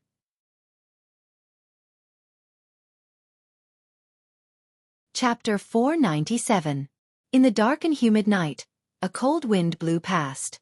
Unbeknownst to him, it started to rain again. The rain hit the eaves and flowed down, gradually forming a transparent wall of water hanging on the eaves. The water droplets floated down in the dark and dripped on the ground, making a low and sweet sound. "Sister Sue." In the originally dark and quiet room, there was suddenly a call. With some caution, it floated over from the bed. It was White Lotus's voice. On another bed not far from the other side of the room, Su Qingjun turned over and responded. Then she seemed a little surprised and said, "This is the first time you called me that, right?" "Is it?" White Lotus thought for a moment and seemed a little embarrassed. "We weren't familiar before, but now that you saved my life and are older than me, I still have to call you sister." Su Qingjun smiled in the dark and said, "Although I helped to treat your wounds, the person who really saved you was actually Lu Chen. I can't take this credit." White Lotus snorted and said, "He stabbed me first. If I still have to be grateful to him, then I can't do it." Su Qingjun smiled and said, "That makes sense." After a pause, Su Qingjun looked at where White Lotus was and said, "White Lotus, when I heard you talking to Lu Chen a few days ago, I had a question that had been puzzling me. You didn't seem to be controlled by him at that time. Why didn't you dodge at that critical moment? If the injury had been more serious, you would have lost your life." White Lotus suddenly became silent. After a while she said in a low voice, "I wasn't controlled by him, but I was still controlled by others." Her words were very vague and soft towards the end. Su Qingjun didn't hear it clearly and asked in surprise, "What?" White Lotus didn't seem to want to talk about this topic anymore. She turned to look at the window not far away and looked at the shadows swaying in the darkness. She heard the pleasant sound of rain outside. She seemed to be startled and then said faintly, "It's raining again." Su Qingjun looked at her and heard White Lotus's voice floating over like the wind outside. She said, I wonder if it's raining on Kunlun Mountain now? Su Qingjun was startled and then slowly sat up. She said softly, "What's wrong? Do you miss home?" White Lotus shook her head in the darkness and said sadly, "I don't miss home. I just miss the things on Kunlun Mountain. Sister Su, you've been out for so long. Do you miss home?" Su Qingjun was silent. After a while she said, "Of course I still miss home. After all, my parents are still there. But I heard that they seem to have some resentment towards you?" White Lotus said, "When I was still on Kunlun Mountain, I had already heard such rumors." Su Qingjun was lost in thought. Then she smiled bitterly and said, "They are my parents. I didn't completely live up to their expectations. But that place is still my home." "You're so good. No matter what, you still have a home that you miss, unlike me." White Lotus suddenly sneered. After a pause, she said, "My master who died probably practiced that kind of ice and snow martial technique. He practiced it too deeply, and as a result, his temperament became as cold as ice. So I don't feel that he was passionate towards me. But like what you said, we were still master and disciple. Although he died inexplicably, he also caused me a lot of trouble." Su Qingjun was shocked and said, "Are you saying that Hakushin Jinkuan he harmed you?" "I was a person who hid under a big tree. I planned to enjoy the shade, but suddenly the tree fell. Of course I was embarrassed." White Lotus said snappily, "On the contrary, look at Lu Chen. He's so glorious now. Not to mention me, even you, compared to when we were in Kunlun Mountain, it's like heaven and earth." Although she knew that this kind of thing wasn't a happy thing, but when Su Qingjun heard White Lotus's words for the first time, she couldn't help but laugh in her heart. After a while, she stood up and walked to White Lotus's bedside and sat down. White Lotus turned her head to look at her in the darkness. Even in the darkness, Su Qingjun seemed to be able to see the girl's unusually bright eyes. "Don't hate Lu Chen too much in your heart," Su Qingjun said softly. "Why?" White Lotus asked. Su Qingjun sighed and said, "In the past so many years, he has been a dangerous shadow who licks blood from the tip of a knife. I don't know how many lives he has taken. In other words, I don't know how high his cultivation is now, but his means of killing are definitely not bad." She turned her head and stared into White Lotus's eyes, saying in a low voice, "Think about it. If he really wanted to kill you that night, would that knife have missed?" White Lotus was silent. After a while, she suddenly turned over and faced the wall, looking like she was about to fall asleep. In front of the main hall of Kunlun, Perfected Lord Tianlon had already dismissed the guards who guarded the Kunlun Hall. Then, he and Lu Chen, master and disciple, sat on the ground at the entrance of the main hall casually, with their backs against the tall doors behind them. Facing the rain that kept dripping from the eaves, they chatted and drank casually, as if this was a casual and carefree life. Except for the sound of the wind and rain, there was no other sound. It seemed that only the two of them were left in such a huge hall. Perfected Lord Tianlon stared at the boundless dark sky in the distance and did not speak for a long time. That was until Lu Chen's voice rang in his ears as though he wanted to confirm it with him. "So, it's decided then?" Perfected Lord Tianlon nodded and said, "Let's do it." "Okay." Lu Chen also looked at the dark night outside. After a while he suddenly said, "You know, I once called you a lunatic in front of old Ma." Perfected Lord Tianlon was stunned, as if he did not expect Lu Chen to suddenly say such a thing. At that moment, he only smiled and did not say anything, obviously not taking Lu Chen's words to heart. However, there was no smile on Lu Chen's face. It seemed that he was not just bickering with Perfected Lord Tianlon. He said in a low voice, "Back then, I scolded you to vent my anger. In fact, I didn't really mean that. However, is what you want to do now really okay?" Perfected Lord Tianlon said calmly, "It's okay. If you believe me, help me. If you don't believe me, you can also leave the immortal city. No one will stop you." After a moment of silence, Lu Chen said, "Actually, I'm also a lunatic. To think that I chose to believe you." Perfected Lord Tianlon laughed out loud and threw a wine gourd over. Lu Chen caught it and raised his head to take a big gulp. Then, he let out a long breath and sighed. "Awesome." As he said that, he turned to Perfected Lord Tianlon and asked in a deep voice, "How much time do we have?" Perfected Lord Tianlan hesitated for a moment and said, I can't be sure. It depends on the situation of the blood moon. Lu Chen nodded as if expressing his understanding. Then, he turned around and looked at the water droplets that were dripping down from the top of the hall like a waterfall. After a while, he suddenly said to Perfected Lord Tianlan, Speaking of which, I've been feeling a little puzzled about something recently. What is it? Lu Chen said. It's about you, Master. For so many years, you've always treated the fiend cult as your #1 target. You've been involved in so many battles and killings, wanting to get rid of them as soon as possible. However, the strange thing is that you don't seem to care about it, even though I've brought news that we might be able to capture Elder Gue this time. Isn't that a very strange thing? Lu Chen turned around and stared at Perfected Lord Tianlan, saying softly, Isn't that so, Master?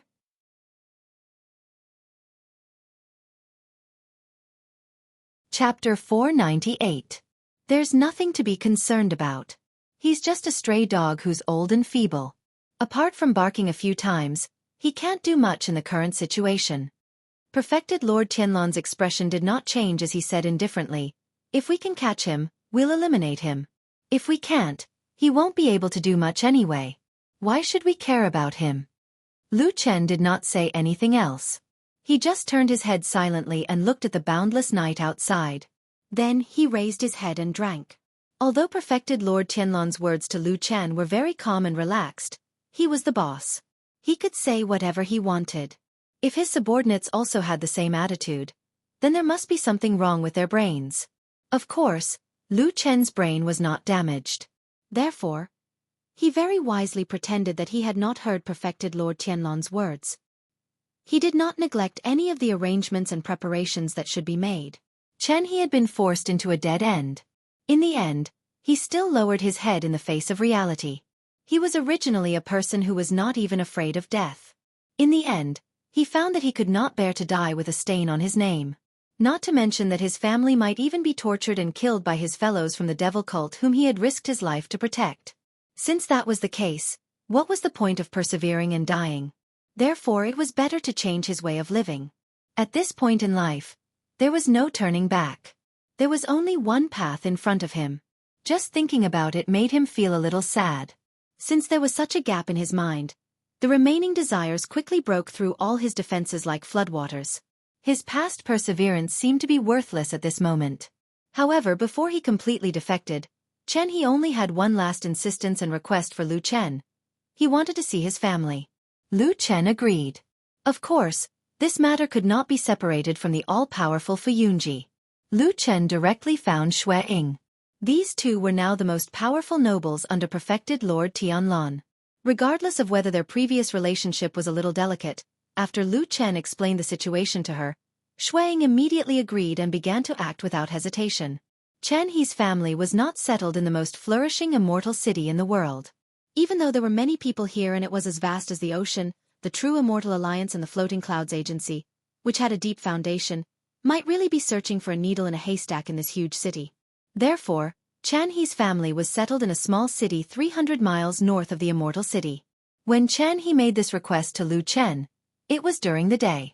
That night, a group of Fuyunji elites arrived at the small city called Hohat. This group was personally appointed by Xue Ying, but the leadership was given to Lu Chen. No matter how you looked at it, this seemed to be a tactful expression of goodwill from Xue Ying. Moreover, other than the 10 Fuyunji people, there were 3 more people in the group. They were all experts that the Kunlun party had recently dispatched. It could be seen that Xue Ying seemed to be slowly integrating these new forces. However, he did not know if it was a coincidence, but among these 3 people, Lu Chen knew 2 of them. One was Su Qingjun, the other was He Yi, and the last person was a complete stranger to him. Her name was Kai Jingyi, and she was also a Kunlun party expert who had cultivated to the Jindan realm. Including Lu Chen, this group had a total of 14 people, but only Lu Chen knew the final destination. In reality, even in Fuyunji, there might be a few people who knew about tonight's operation, but the only one who knew the final goal was Xue Ying. Lu Chen led the group along the way. Although he did not say the final goal, everyone understood that this was an extremely important matter, so no one asked too many questions. However, on the way, Lu Chen's gaze would occasionally sweep over the two people he was familiar with. Su Qingjuan's expression was calm, as if there was no emotion on her face. Occasionally, when her gaze met Lu Chen's, she would also nod slightly in acknowledgement. In comparison, He Yi's attitude was very complicated and ambiguous. Basically, he also kept a cold face throughout the journey, but when Lu Chen saw him, his reaction was very different from before. At first, he ignored him, cold and indifferent, but later on, who knew what he thought of along the way, his attitude gradually softened, and in the end, he even took the initiative to smile at Lu Chen. Even with Lu Chen's rich experience, in front of this he still could not guess what this person was thinking.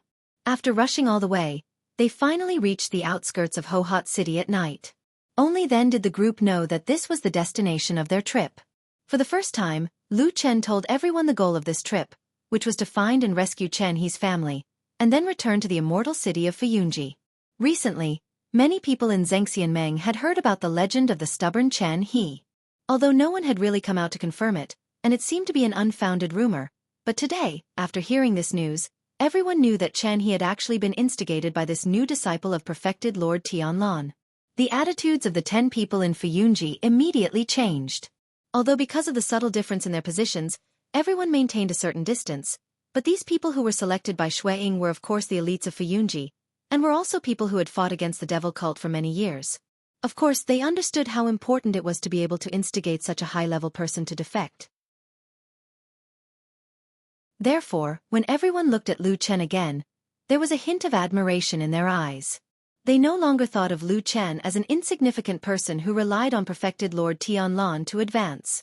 Among the 3 from the Kunlun party, Kai Jingyi probably did not know much about the devil cult, so her reaction was normal. Su Qingjun, on the other hand, was calm on the surface, her eyes bright, as if she was in a good mood. And He Yi, on the other hand, had a complicated expression. He stared at Lu Chen from the side, and did not speak for a long time. In short, under everyone's different reactions, Lu Chen made the final arrangements, and then led the group straight to the northwest corner of the city, where Chen He's family lived. For cultivators, this distance would only take them a short while to cover. The night was silent, and there was no one on the long street. In front of them was a very ordinary-looking house. The door was tightly shut. In the dead of the night, the faint cold wind blew at the corner of Lu Chen's clothes. After that, a wave of strange sounds that seemed to be repressed, angry, fearful, and despairing could be heard intermittently. It was low and deep as it drifted through the darkness of the house. If it wasn't for the extraordinary hearing of a cultivator, it would really be difficult to hear it. Lu Chen stood in front of the door. Just as he was about to push it open, he suddenly raised his head and looked at the top right corner of the wooden door. To his surprise, he saw that in the dark corner, there was a bloody handprint. His face suddenly darkened, and his gaze turned cold.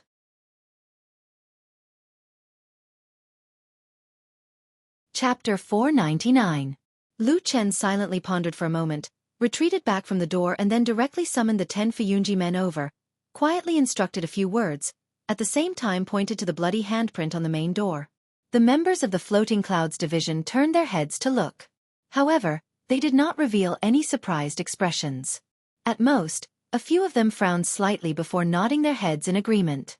Following which, the 10 Fuyunji men silently dispersed, started to sweep towards the 4 corners of the house. Looking at their direction, most likely very soon they would be able to surround the house tightly, almost not leaving any gaps. This was a very strange feeling.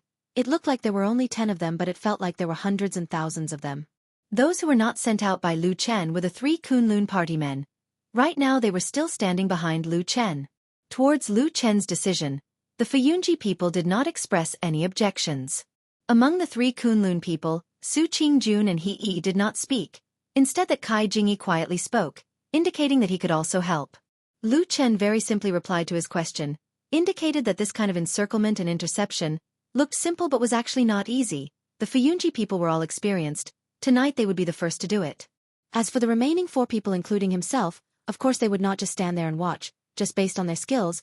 The 4 of them were actually the strongest, therefore directly breaking the door, this kind of crude and simple but at the same time dangerous matter, was left to them. Hearing his words, Kai Jingyi also quietened down. It could be seen that although his skills were not bad but tonight was the first time against the evil sect, he was somewhat excited and also somewhat nervous. Instead, the other two youths, Su Qingjun and He Yi, were very calm. Lu Chen glanced at them, his eyes revealing an inquiring look. Very quickly, Su Qingjun and He Yi both nodded to indicate that they had no objections and were already prepared. Lu Chen glanced afar again, saw that after a while, the 10 Feyunji elite soldiers had already concealed themselves in the darkness around the house, completed the encirclement. Lu Chen nodded and then again walked towards the house's main door, glanced at the bloody handprint, stretched his hand and pressed on the door. The wooden door must have had some years. It was no longer that smooth and flat. A little roughness could be felt. Lu Chen's hand pressed on the middle of the door, his face calm but deep in his eyes. A dark flame suddenly flashed past. The 3 people behind Lu Chen all glanced at him. Although they could not completely see Lu Chen's cultivation method, the hidden power was still very strong. It was enough for them, Golden Elixir Realm cultivators, to see it. A low and light sound was heard. The door bolt behind the door seemed to have broken, separated by a thick door, and then fell to the ground. Lu Chen's hand slightly exerted force. The door creaked open. Lu Chen turned and nodded to the 3 behind and then stepped in. Su Qingjun and the rest followed. At this moment, it was really late at night. Everything was quiet. In the cold and cheerless night, there was not the slightest movement apart from the faintly discernible groan of pain. However, in the next moment, Lu Chen, who looked abnormally calm, suddenly rushed forward. His speed was so fast that there was even a sharp whistle on the spot, startling the 3 behind him. They only saw him rushing through the entrance, not taking the main path of the courtyard, but directly pouncing on a big tree in the corner of the courtyard. A moment later, an angry roar came from the tree, but Lu Chen's figure instantly disappeared into the shadow of the tree, followed by a shrill scream that echoed through the night. At the same time, there was a commotion in the depths of the mansion, and several voices shouted angrily. Lu Chen floated back to the ground, and without even looking back, he waved his hand and rushed into the mansion with the other 3 people.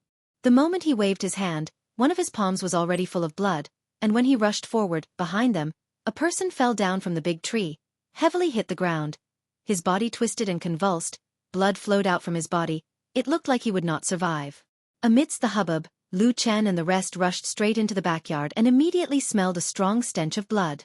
Corpses started to appear on the ground, and at the same time, someone cried out in alarm and anger. The evil faction demons rushed out from a few houses and started to fight with them. Su Qingjun and the rest went up to meet them. This confrontation, the difference in strength between the 2 sides was very directly displayed. Although Lu Chen's side had fewer people, but each of them were valiant, placed in a famous sect like the Kunlun Party, Su Qingjun and the rest were also the best in the Jindan realm. Other than Yuanying Zhenren, they were almost invincible. Now that the evil faction had been in decline for many years, where would they still have so many masters? This confrontation, a round of killing. Immediately they retreated. In a blink of an eye, a few of them fell. Seeing that the situation was not good, the incoming enemy was too strong. Immediately there were people from the evil faction who shouted and fled. As a result, a few figures flew up the wall beside, and all of them scattered at the same time, each escaping in different directions, seemed to be very experienced. Su Qingjun just wanted to chase but was held back by Lu Chen, then heard Lu Chen said in a deep voice, "Don't care about those who escaped, it's more important to split up and save people first." Su Qingjun nodded and agreed. The 4 of them scattered and ran towards different houses. And in the distance, those evil sect evil men who had just rushed up the wall and were about to escape. At this moment, cries of alarm were heard. From the dark shadows, sinister and vicious weapons were flashing, crafty hidden weapons were flying out, and there were also all kinds of tricks. For a moment, not knowing how many unlucky people were hit, like dumplings, fell down from the wall. Quite a number of them were extremely angry and cursed out loud. Naturally, no one cared about those evil faction remnants' despair outside. In the house, Su Qingjun carried her long sword and searched all the way. She saw that there was no one in the 2 houses, but on the way, there were 1 or 2 corpses lying on the ground. Looking at the clothes, they seemed to be servant girls, and the state of their death was rather miserable. Her expression was not good. Suddenly she saw a glimmer of light flashed in a house ahead and immediately extinguished.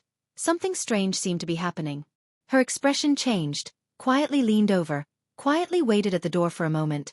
Suddenly her body knocked open the door and directly rushed in.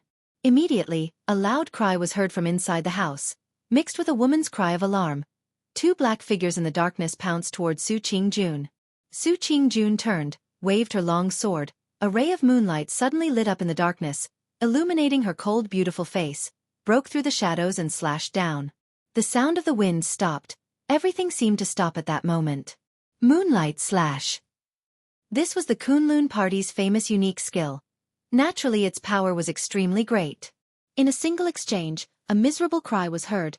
One of the black figures flew out directly, while the other black figure stood stiffly on the spot, not moving for a moment. Then blood appeared. A moment later, a hoarse cry was heard, directly fell to the ground, blood gushing out.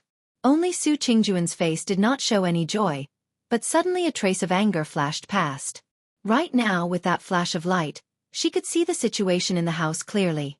The two people who pounced were naturally the evil faction's demons, and almost half of their bodies were naked. There was a huge wound on the chest of the man who was killed by her just now. It seemed that he was dead, but the other man took a few steps back and suddenly grabbed a nearly naked woman. He placed the blade on her white neck and said in a hoarse voice, "Stop or I'll kill her." After saying that, he exerted force. Immediately a stream of blood flowed down from that woman's neck.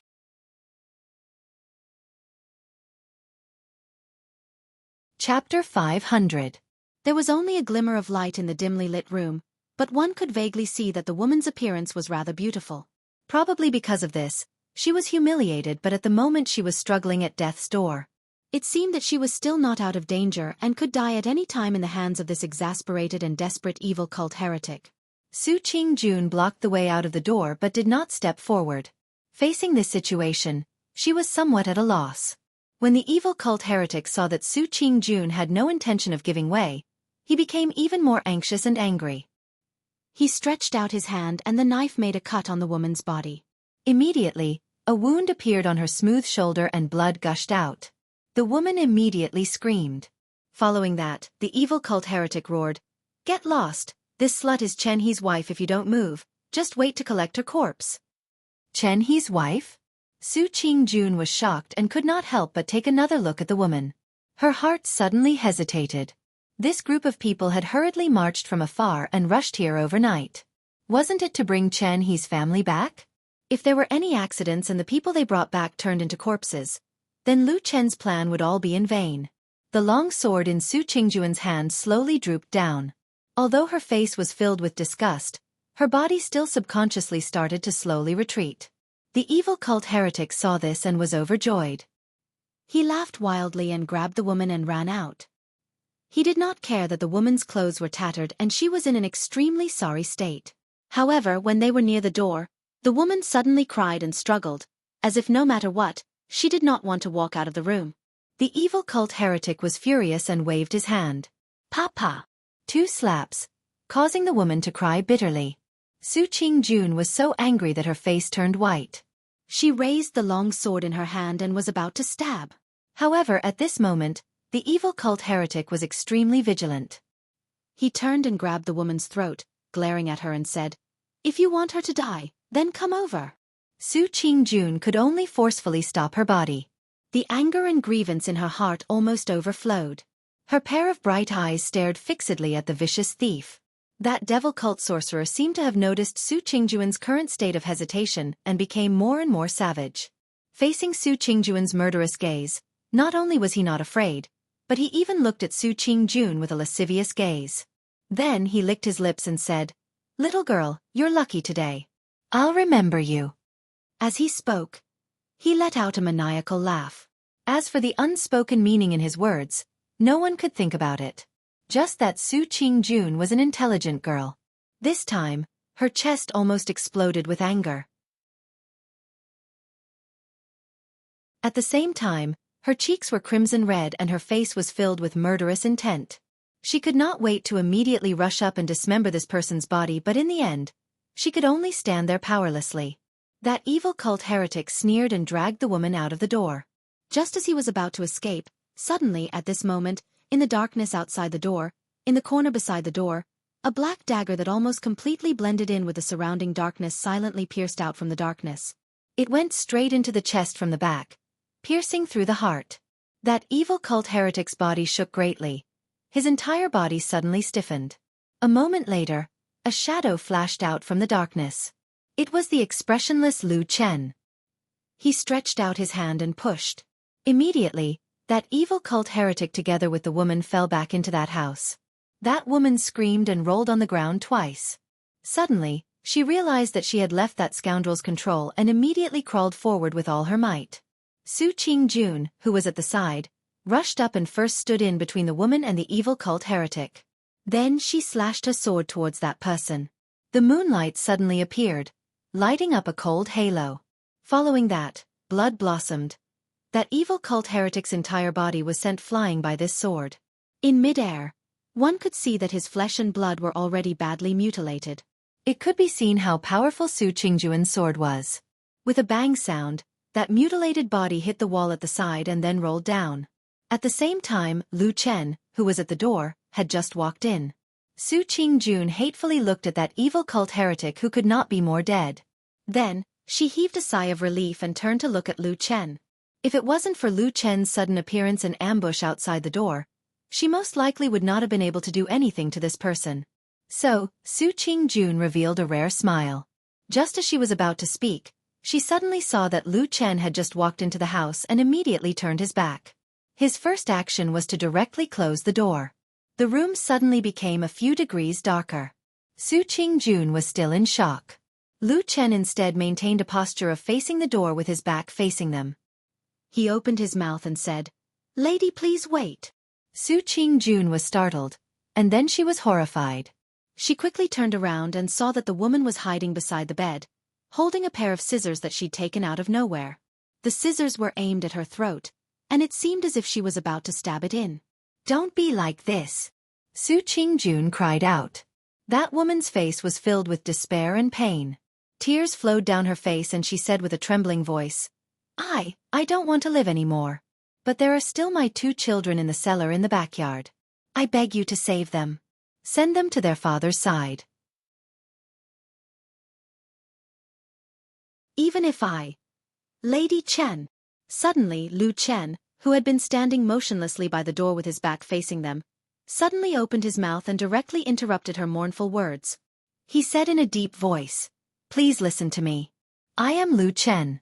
This lady is called Su Qingjun. Both of us are disciples of the Kunlun party. We came here today to rescue you and meet Chen He." Speaking until here, he paused for a moment and then said in a calm tone, "Tonight, we passed by this house and found 2 evil cult demons. We killed them. Then we found Lady hiding in the neighboring room and went to the cellar together to rescue the children. This is what happened." The 2 women in the room were silent for a moment. Their faces showed surprise. Lu Chen then turned to look at Su Qingjun and said, "Qingjun, is it like this?" Su Qingjun took a deep breath and nodded heavily. Then she looked at the woman with sympathy and said, "That's right. If others ask, I will also say the same. And I will never mention what happened tonight again." The woman was stunned at first. Then her body trembled and her breathing became rapid. Tears kept flowing. Gradually, the scissors in her hand slowly drooped down. Su Qingjun breathed a sigh of relief and looked at her with some relief. Suddenly, she heard Lu Chen's voice again, "Qingjun, help find a new set of clothes for the woman to change into." Su Qingjun suddenly came to her senses and quickly walked over to support the woman. The woman grabbed her hand and nodded again and again. It seemed that she didn't know what to say, but also seemed to be a bit frightened and doubtful. Su Qingjun comforted her in a low voice and then let her find another set of clothes in the room to change into. In this dark night, she and Lu Chen were willing and trying hard to cover up such a secret. But at this time, suddenly, there was a burst of footsteps in the corridor outside the door. A moment later, a voice sounded. It was He.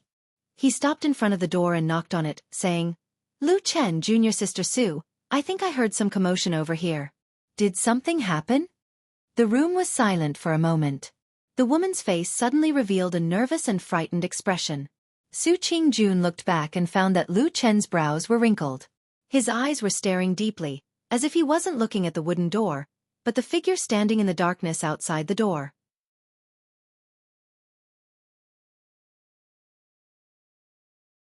Chapter 501. Su Qingjun was also anxious, looked at Lu Chen and was about to speak when Lu Chen's clear voice said, "He Xianxia, there are 2 evil faction heretics hiding in the house. Shiji Su and I discovered them and after a fierce battle, we have eliminated them." He Yi's figure was faintly reflected in the window. After hearing Lu Chen's words, he still stood outside and did not move. After a while he said, I see, do you need me to come in and help? That woman used her hand to cover her chest. Her face was full of pleading and she shook her head desperately. Su Qingjun walked over and blocked in front of her, gently patted her body to comfort her. At the same time, her eyes glanced at Lu Chen. Lu Chen seemed to feel her eyes behind him, nodded slightly and very calmly said to the door, "Thank you, He Xixiang, everything is fine here. Shiji Su and I will search again, we will come out later, we don't need to trouble you." He Yi stood outside and was silent for a while, then said, "That's good." After speaking, he walked forward and disappeared outside the window. It was quiet in the house. Outside the house, the sound of footsteps gradually fading away, mixed with some intense fighting and cursing sounds from further away. It should be the fight between those fleeing evil sect demons who were intercepted by the Fuyun Division's men. But to the three people here, it seemed to be very far away right now. When the footsteps finally disappeared, that woman's expression relaxed, but she staggered and almost fell to the ground. Su Qingjun quickly hugged her, softly comforted her and then turned to speak to Lu Chen, but Lu Chen suddenly turned his head, put his hand on his mouth and made a "keep quiet" gesture. Su Qingjun was startled. Lu Chen slowly walked over. At the same time he said in a clear voice, "Shiji Su, these two evil faction heretics' bodies, how do you think we should deal with them?" Su Qingjun was intelligent. Her eyes looked outside the door and had already understood. After a moment, she carried that woman and walked inside, calmly said, "You do as you see fit, I will look around again." While they were talking, their hands did not stop. Lu Chen dragged the two dead evil faction heretics together. Su Qingjun covered the woman and let her change into the clothes she had just taken out. After the woman changed her clothes, Lu Chen nodded to the two of them and walked over to open the door. He then dragged the two corpses out and threw them into the courtyard. At the same time, his eyes calmly looked around, saw that the huge house was in a mess. There were shadows moving everywhere, but overall, it seemed that their side had the upper hand. Those evil faction heretics who bullied women, children, old and young might be extremely vicious, but if they really met the elite good faction masters, with the evil faction's current weakness, they were basically powerless to resist. In a shadowy corner far away, He looked at Lu Chen for a while and then looked at the two corpses that he had thrown into the courtyard. After a moment of silence, expressionlessly retreated and soon disappeared into the darkness. And Lu Chen, who was at the door, waited for a while, seemed to sense something, then made a gesture to the house behind him. Su Qingjun then led that woman out. Lu Chen very directly said, "Lead us to save your child." That woman nodded heavily and quickly led them to the backyard.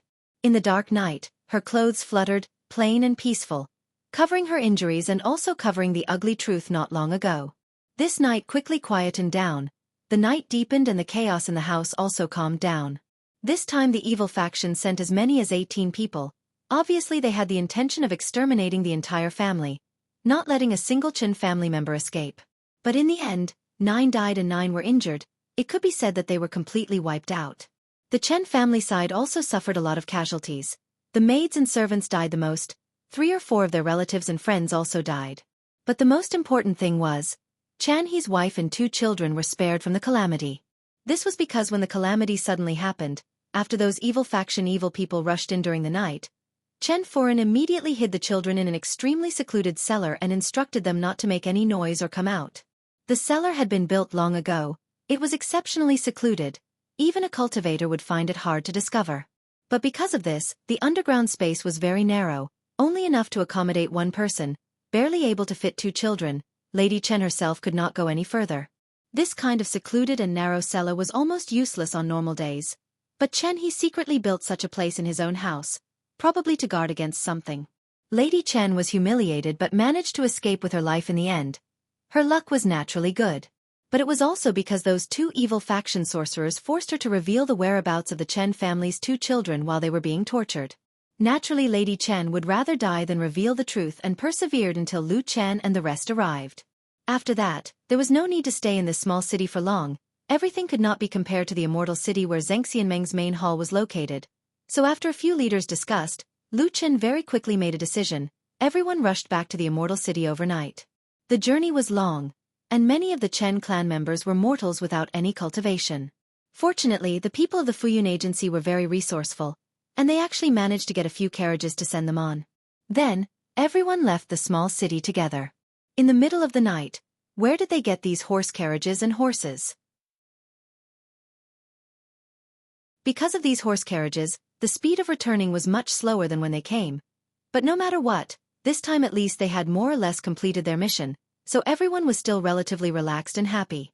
Lu Chen walked at the back of the group, probably to cover the back. As he walked, he found that Su Qingjun had unknowingly come to his side, walking with him. He smiled at her.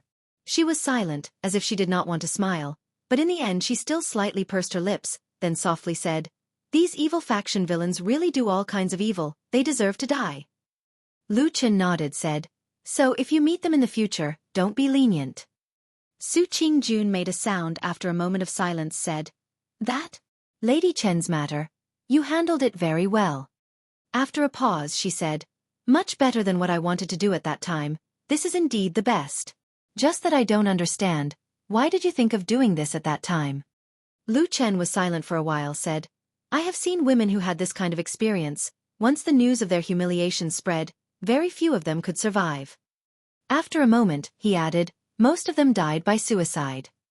What killed was not only knives, axes and weapons, but also the tongue and words." Su Qingjun was silent. For a moment she did not know what to say. Finally she softly said, "This matter, let's never mention it again for the rest of our lives." Lu Chen frowned and walked forward. Su Qingjun's countenance suddenly changed, grabbed Lu Chen's arm, stood where she was and stared at this man's eyes, her face revealing nervousness and solemnity. She lowered her voice, using a voice that only she and Lu Chen could hear, said word by word, "Tell me, you did this good deed to save her." Lu Chen looked at Su Qingjun's bright and clear as the bright moon eyes. After a moment, he slowly nodded and said, "I am." Su Qingjun heaved a long sigh of relief, slowly loosened her grip on his arm and then smiled sweetly. This was the first time in this dark night that she smiled happily.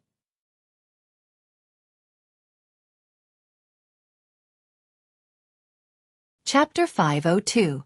There were no more accidents along the way. After daybreak, the group arrived at Immortal City and returned to Mount Tianlong. Mount Tianlong was where the headquarters of Xianxia was located. It was a place that had been in operation for hundreds and thousands of years. Naturally, it was the safest place in the world. There was no need to worry about people from the devil cult jumping out to kill them. They walked all the way to the main hall of Kunlun. Fu Yunji's people dispersed. The few leaders still had to report to Shui Ying. Su Qingjun and the other 3 people from Kunlun party had also completed their task. After a few words of discussion with Lu Chen, they also left. Before leaving, Lu Chen also deliberately glanced at Su Qingjun. He saw that this woman's expression was gentle. She should be in a good mood. When they entered the main hall, they brought the remaining relatives and friends of the Chen family to meet Chen He. Naturally, it was a scene of sorrow and joy. This time, they did not save all of the Chen family. In fact, before they arrived, many people had died. However, the silver lining in the misfortune was that Madame Chen and their 2 children were saved. Then they were escorted here safe and sound. Chen He and his wife and children hugged each other and cried. The scene was touching. Then, he looked at his relatives and friends. He found that a few of his closest relatives had passed away. Among them were his parents. At this time, he was angry and sad. He cried and bowed to the ground. Lu Chen watched from the side for a while. Then, he quietly left and walked to the main hall of Kunlun. There was already a jar of good wine in his hand. He leaned on the high doorsill and looked at the distant sky, drinking in big mouthfuls. Old Ma appeared outside the main hall. He walked all the way to the front. When he came near, he first glanced at the wine jar in Lu Chen's hand. Seeing that it was already half empty, he could not help but frown. He said to Lu Chen, "I say, you have been drinking more and more recently. Too much wine is bad for your body." Lu Chen smiled and said, "What kind of body do we cultivators have? Why would we be afraid of wine harming our body? Only ordinary mortals would be bothered by this. It's not a big deal." Old Ma thought about it and found it to be true. Over the years, he had rarely heard of a cultivator's body being damaged because of alcohol addiction. However, he still said, "Even so, getting drunk can indeed confuse one's mind, and it is somewhat detrimental to cultivation. You shouldn't indulge in it." Lu Chen laughed and patted Old Ma's shoulder. "We've been drinking for more than 10 years since we were in King Shutang village. When did anything happen? Don't worry." "Yes." Old Ma nodded and stopped talking about it. Then, He turned to look at the depths of the hall and said, "How's it going inside?" Lu Chen hugged the wine jar and sat down on the threshold. After a while he said, "They're probably still comforting those who just escaped from the gates of hell." Old Ma sighed and also sat down beside Lu Chen. He looked up at the sky in the distance and suddenly said after a while, "For people in our line of work, it's probably better not to have family." Lu Chen took a sip of wine and didn't respond.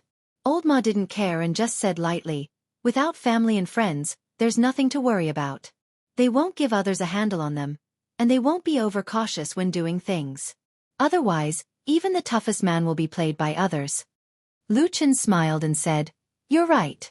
But is the kind of life you're talking about still a human life?" Old Ma was silent for a while and said, "Whether it's a human life or not, haven't you lived it for decades?" Lu Chen was stunned for a while and then laughed. He stood up and suddenly stretched his foot to kick Old Ma. Old Ma smiled and stepped aside. Lu Chen shook his head. His face was calm, but his eyes were deep and no one could see any emotion in them. Old Ma stood with him for a while and then said, "I'll go back and have a look. Now that I've brought his family here, it's time to start doing something big." Lu Chen nodded, but when Old Ma took a few steps, he suddenly called out to him, "Old Ma." "Yes." Old Ma looked back at him.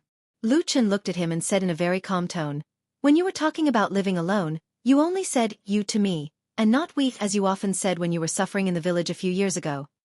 He looked at Old Ma with a faint smile and said, "Do you mean that you're different from me? Do you have any relatives or family?" Old Ma's face changed slightly, and then he laughed and scolded, "Bull*t. I've been a bachelor all my life, and it's all because of you."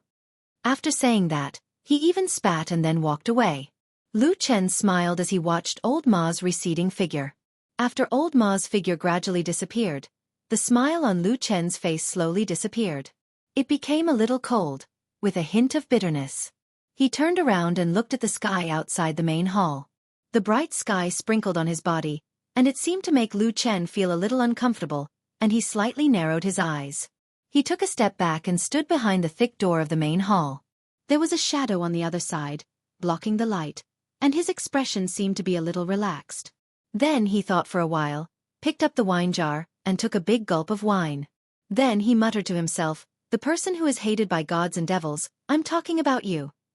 If one stayed in the dark for too long, he would not be used to the light in the day.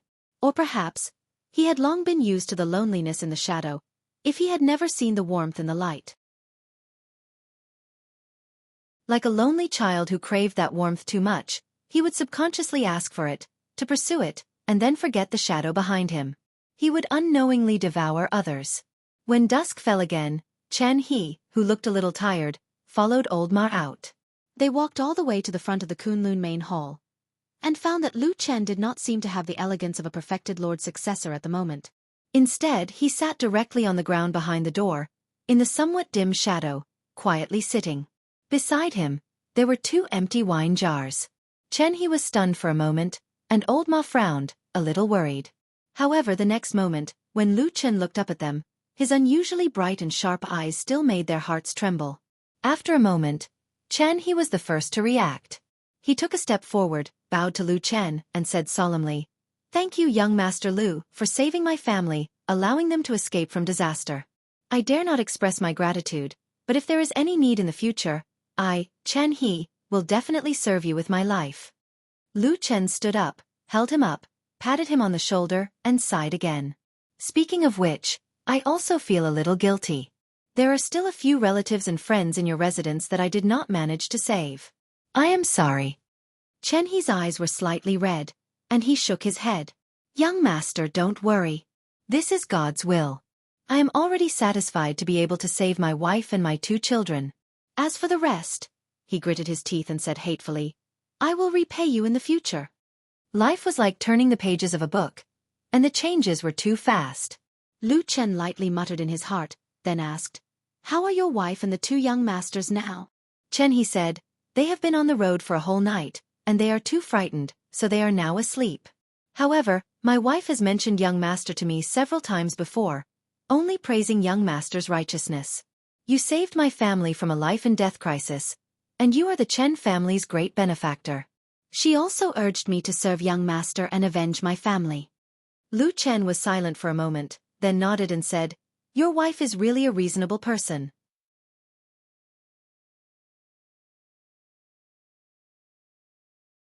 Chapter 503. In the huge underground city of the Immortal City, the day seemed to be similar to the past. Many cultivators in the starry hall of Xianxia were busy setting up. From afar, they looked like diligent ants, receiving orders and concentrating on completing their mission. The runes and talismans that were gradually taking shape from nothing seemed to be forming a huge formation. However, no one knew what it would be used for in the end. The strange blood moon in the sky was still floating in the air, emitting a blood-red light. However, it would occasionally tremble violently. The red light trembled and swept across the huge space. Perfected Lord Tianlan came to the underground maze again. As expected, he found Perfected Lord Gu Yu at the huge statue in the center of the city. After greeting him, Perfected Lord Tianlan sat down and looked at the blood moon above him. I looked at it for a while. Why do I feel that the blood moon is a little unstable? Perfected Lord Gu Yu glanced at him and nodded. You're right. Perfected Lord Tianlan raised his brow and revealed a smile. Does that mean that the day is coming soon? True Monarch Gu Yu shook her head, and after a moment of silence, she said, This is really hard to say. The blood moon is a strange phenomenon of the heavens and earth. It has its own fiendish intent, it is hard to predict, and there are not many records of it in the ancient books. Even I am unable to calculate it right now. I can only ponder and probe here in hopes that I will be able to discover it a little earlier if there really is a change. As he spoke, he paused for a moment before continuing. The blood moon is indeed a little unstable these few days, and its movements are slowly increasing. From what I can see, it's probably going to enter the turbulent period before it truly changes. However, I'm not sure how long this period will be. Perfected Lord Tianlan nodded. That's what I should do. Anyway, it's been hard on you. We'll wait for this day to come.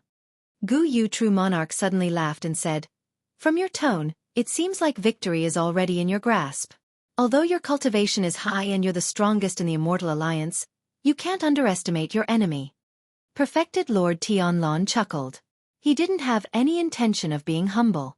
They're just some useless chickens and dogs. We'll act according to the plan. There's no reason we can't win. Perfected Lord Gu Yu laughed and pointed at him. He shook his head and didn't say anything else. After a while, he seemed to have thought of something and asked Perfected Lord Tianlan, "Oh right, how are your subordinates doing with the demonic cult? I heard that your new disciple is doing quite well."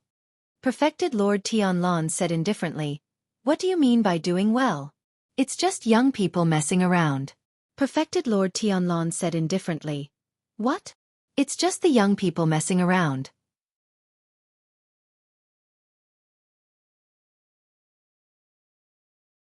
Shui, who was sitting on the side, also stared at Chen He, obviously very nervous. Unexpectedly, Chen He smiled bitterly and drew a big circle on the Immortal City map on the table, saying, "Other than the Azure Dragon district of Sky Dragon Mountain where your Xianxian is, I have been called by him to meet the other 3 places, White Tiger, Vermilion Bird and Black Tortoise. Counting carefully in these few years, I have met him at a total of 63 places." Lu Chen and Shui were both shocked and looked at Chen He in disbelief. Chen He continued, "As far as I know, Elder Ghost has a unique characteristic. Even when the divine sect, evil sect was still flourishing, and the other elders were running amok in the world, he was still lurking in the Immortal City. For decades, no matter how the world situation changed, no matter how dangerous it was, he still refused to leave the Immortal City." Lu Chen's heart suddenly moved, and Shui seemed to have thought of something. After pondering for a moment, she asked Chen He, "Do you know the reason?" Chen He shook his head and said, "I don't know this, and I feel that other than Elder Ghost himself, no one else in the demonic cult knows the reason." Shui nodded and said no more. Lu Chen then asked, "Then can you find Elder Ghost?" Chen He thought for a moment and said, "In the past, he used a secret technique to tell me where to meet him. Now, it is naturally impossible. But if we check the 63 places we met in the past, we should find those 63 places. He probably gave up after seeing them once or twice." Shui suddenly interrupted him, her gaze hidden deep, looked at Chen He and said, "But you remember all of them?" Chen He's expression did not change, and he said calmly, I have a very good memory. Lu Chen smiled and said, "It's a good thing to have a good memory. Come, tell us how we can find that old turtle from these places."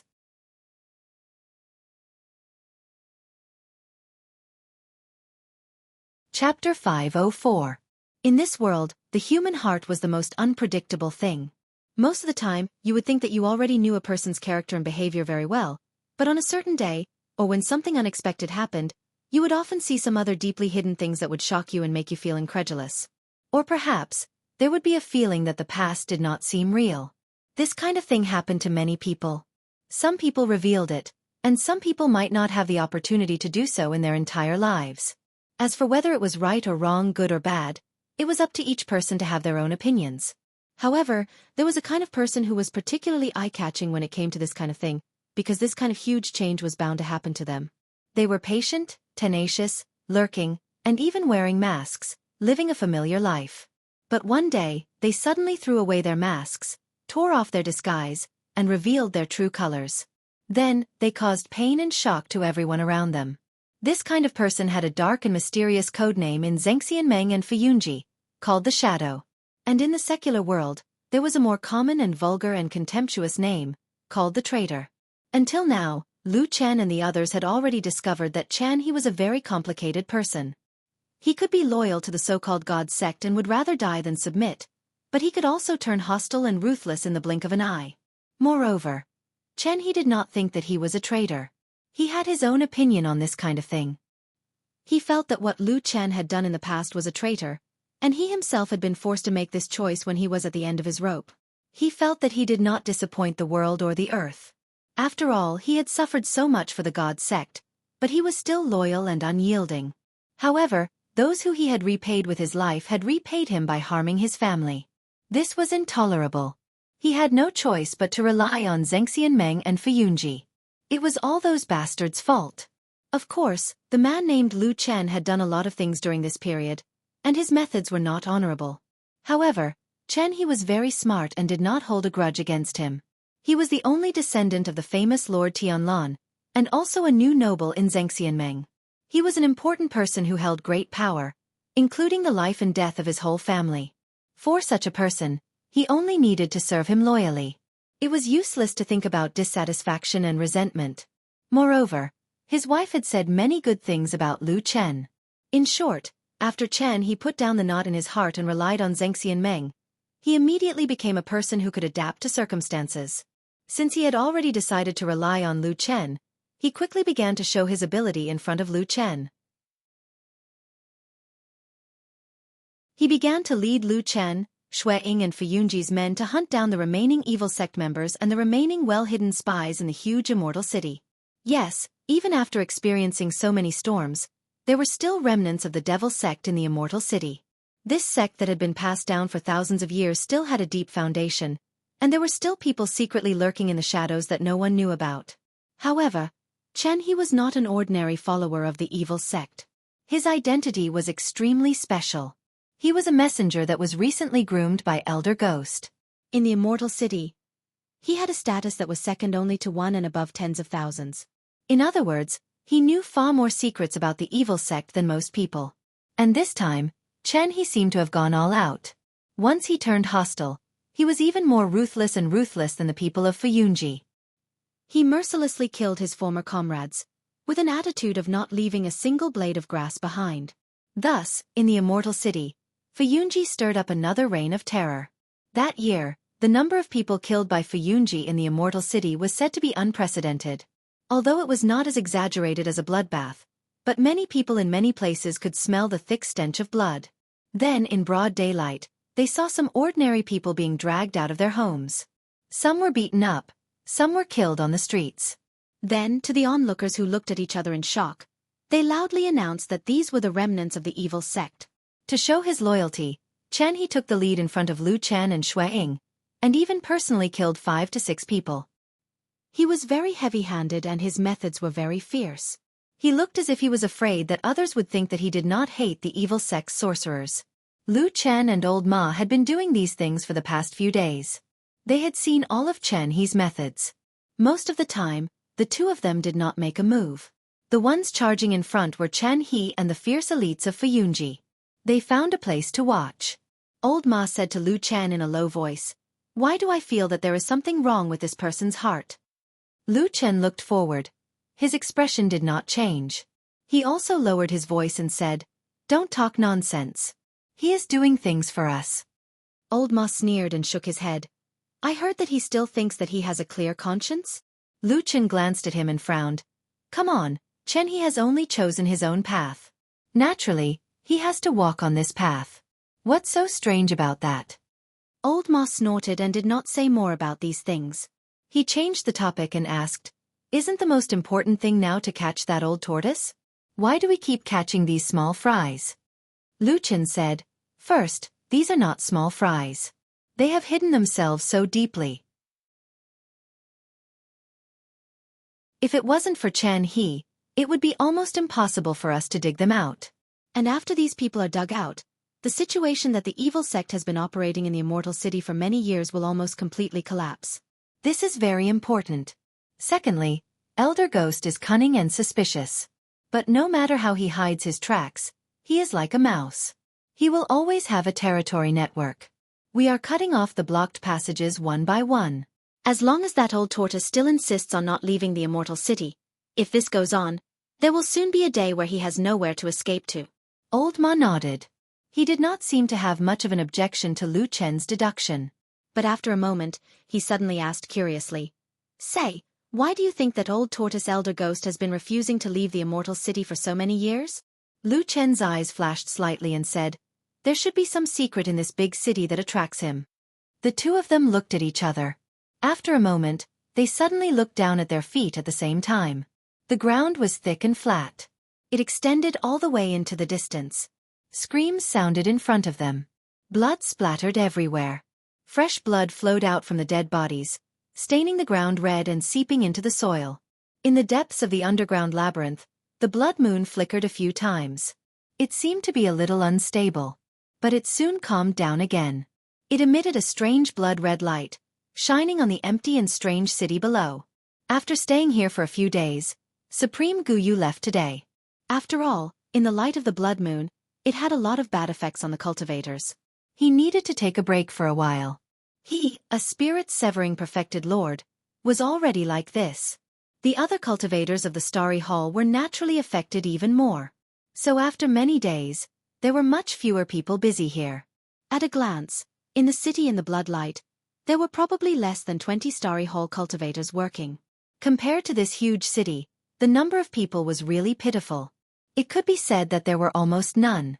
It was also under such circumstances, in a quiet house not far from the statue in the center of the city, in a well that had long dried up in the backyard, a light patter suddenly sounded. After a moment, at the bottom of the dark well, a secret door made of a large piece of stone slowly opened.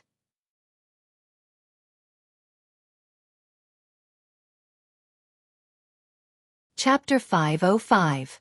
The mechanism of the secret door was very intricately made. The stone used to make the secret door was not light, but when it was moved, it was almost silent. No one knew which skilled craftsman made it. The dry well was very deep, narrow at the top and wide at the bottom. Looking up from the bottom of the well, there seemed to be only a narrow sky. The sky was still blood-red. The bright red light of the blood moon could not reach the bottom of the deep dry well, so it was shrouded in darkness. When a dark figure slowly walked out of the darkness, he looked like a ghost. There was a faint light in the darkness. When the figure slowly raised his head, he found that the light was actually a strange fluorescence emitted from his eyes. He raised his head and looked at the small hole high up, as if he was thinking about something. With the help of the weak light, one could vaguely see that the mysterious figure's face was covered with a sinister and strange mask.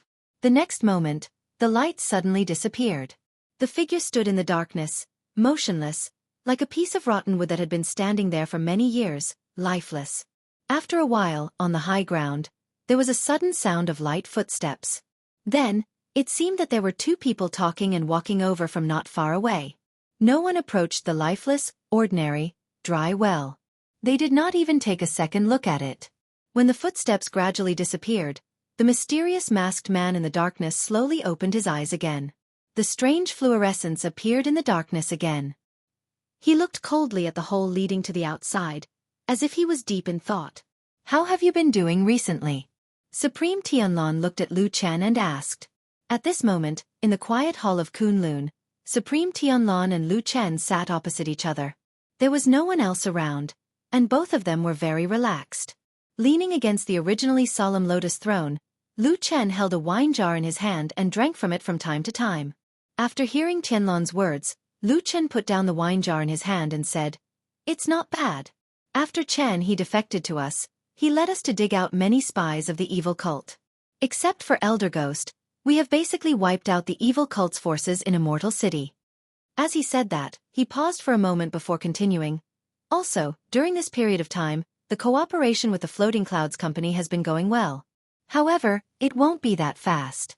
After all, they are all proud soldiers that you personally trained. It won't be that easy for them to submit to you. Anyway, let's wait for a few more days. They are probably slowly accepting me. Supreme Tianlong nodded, looking quite satisfied and said, "You did better than I thought. It seems that my judgment is not bad. At least I didn't misjudge you all these years."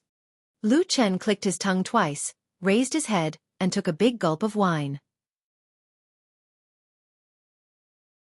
After swallowing it, he said leisurely, "Actually, it's all thanks to you that I have a backer. When I have nothing to do, I will use you to boost my courage and pressure others. From time to time, I will remind the people of the Floating Clouds Agency that I have you backing me. I am also your only disciple, the future successor of the Foundation. If they don't cooperate with me or don't listen to my orders, I will immediately come back to complain. So they are probably still afraid of you, so they have no choice but to obey me like this." Supreme Tianlong was startled for a while. Then he laughed and slapped his knee. He said with a smile, "Kid, you are indeed black-hearted and thick-skinned. Won't you anger Xue Ying and the others to death by doing this?" Lu Chen said, "That won't happen.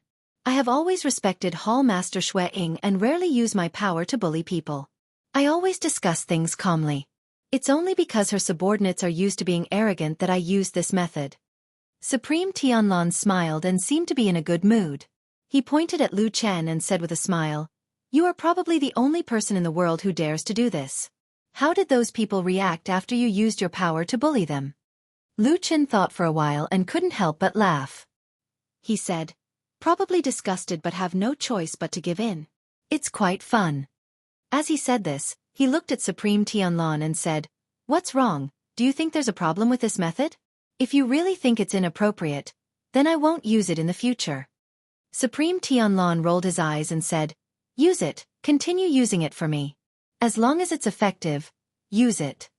Lu Chen seemed to have expected him to say that, so he was not surprised. He just smiled and raised the wine jar to perfected Lord Tianlong to show his respect and gratitude. Then, he continued to drink. True Lord Tianlong didn't care that his disciple had no scruples in front of him. He continued, "If you really follow the rules of this old man's foundation, just like the disciples of the Kunlun sect, who are so serious that they look like saints, it would be strange if you can do anything well in this old man's foundation. Even if I pass the foundation to you in the future, it will probably fail in a few years at most." Lu Chen coughed and reminded Supreme Tianlong, "Don't forget, you are the Grand Emperor and old ancestor of the Kunlun party. Watch your words." Supreme Tianlong glared at him and said, "Bullshasterisk I've been cultivating and fighting for my entire life. Can't I even say something now?" Lu Chen was speechless.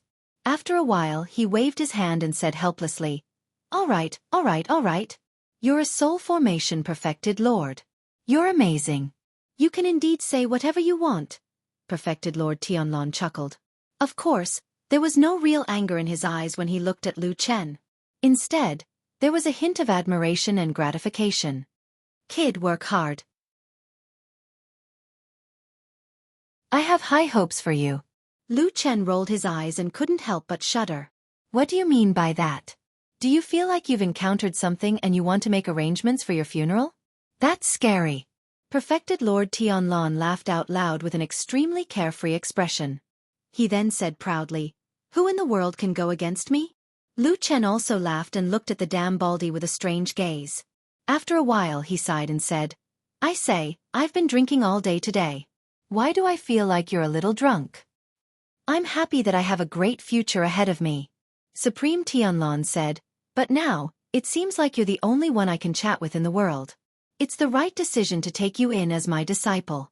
We've barely seen each other in the past 10 years. Now, we can often have a chance to chat alone like this. It's not bad. Lu Chen was slightly surprised. He looked at Supreme Tianlong as if he didn't expect such a high and mighty figure to say something like that to him. However, were those words from the bottom of his heart? Should he believe it? Lu Chen didn't know. He only saw that the person in front of him was living a happy life and had an intimidating aura. He was at the peak of a person's life, and even Lu Chen couldn't help but feel respect for him. If there were no gods in the world, then Supreme Tianlong should be the person closest to a demigod right now, right? If there were gods in the world, such as those worshipped by the devil sects, then this damn Baldy would probably be the person who had the highest chance of defeating them? It was probably no wonder that he was so arrogant given how talented and powerful he was and how he looked down on the world. As he was thinking, he suddenly heard Supreme Tianlong ask him again, "By the way, I heard that you've been drinking more and more recently. Is there something wrong with you?" Lu Chen was stunned and suddenly frowned. "How did you know about that? Could it be that old Ma told you?"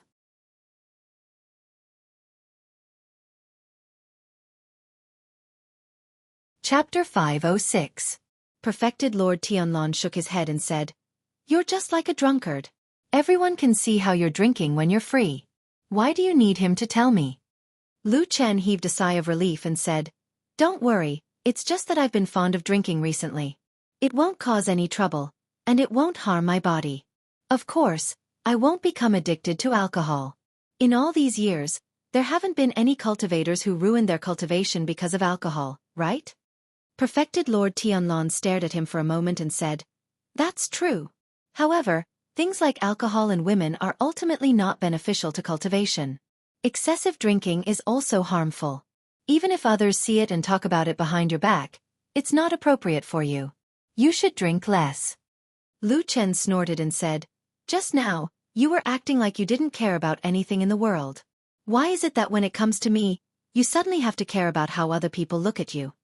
Perfected Lord Tianlong said indifferently, "You're not a soul formation perfected lord, so you don't have to think about these things." Lu Chen was speechless. After a while, he waved his hand and said, "Fine, fine, fine. You're good. I think there's a saying that's very suitable for the current situation. Do you know what it is?" Old Ma asked Lu Chen with a smile. It seemed like another day had passed. It was dusk. They were walking on the mountainside of Sky Dragon Mountain. The sun was setting and the sky was filled with the afterglow. It looked very beautiful. "Catch a turtle in a jar?" Lu Chen said without turning his head. Old Ma was stunned for a moment. Then, he smiled and said, "That's exactly what I mean. You're smart." Lu Chen shrugged and said, "But we still haven't caught that old turtle." Old Ma smiled optimistically and said, "That's fine. I didn't have much hope for it at first. However, ever since I heard that Elder Ghost refused to leave Immortal City, it's only a matter of time." Lu Chen nodded and did not object. In the past, they couldn't do anything to these evil sect spies and ghost elders who were hiding in the Immortal City. That was because they were hiding too deep and their whereabouts were unpredictable. Even the experienced Fuyunji couldn't catch them. But now, firstly, there was Chan He, the traitor who almost knew countless of the evil sect's secrets, and secondly, they knew that Elder Ghost could not leave the Immortal City for some unknown reason, so the situation was completely different. He did not even urge Chen He, because the current situation was that Fuyunji was gradually tightening the encirclement, pulling out the evil faction's hidden nails one by one, and Elder Ghost, this old tortoise's hiding place and leeway, would eventually become smaller and smaller, until there was no way to escape. For thousands of years, this was probably the most embarrassing and most critical moment for the evil cult. Life and death.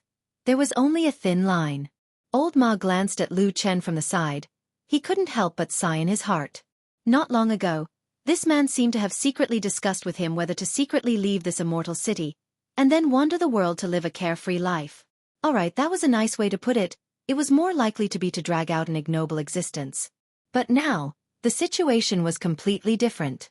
He'd ascended to the heavens in a single step, and shockingly, he'd become a powerful and influential figure in the true Immortal Alliance. Everyone raised their eyebrows. and his name shook the world in a single day. His future was bright, and the changes in his circumstances were so great that it truly caused others to feel as if they were dreaming. Looking at his current high-spirited look, who could still think of the loneliness when he was frustrated in the past? Feeling good, right? Old Ma couldn't help but still asked Lu Chen. Lu Chen, on the other hand, didn't understand and said, "What?" Old Ma asked, "Becoming the true monarch's successor, now holding great power, is this life comfortable? Is your mood good?"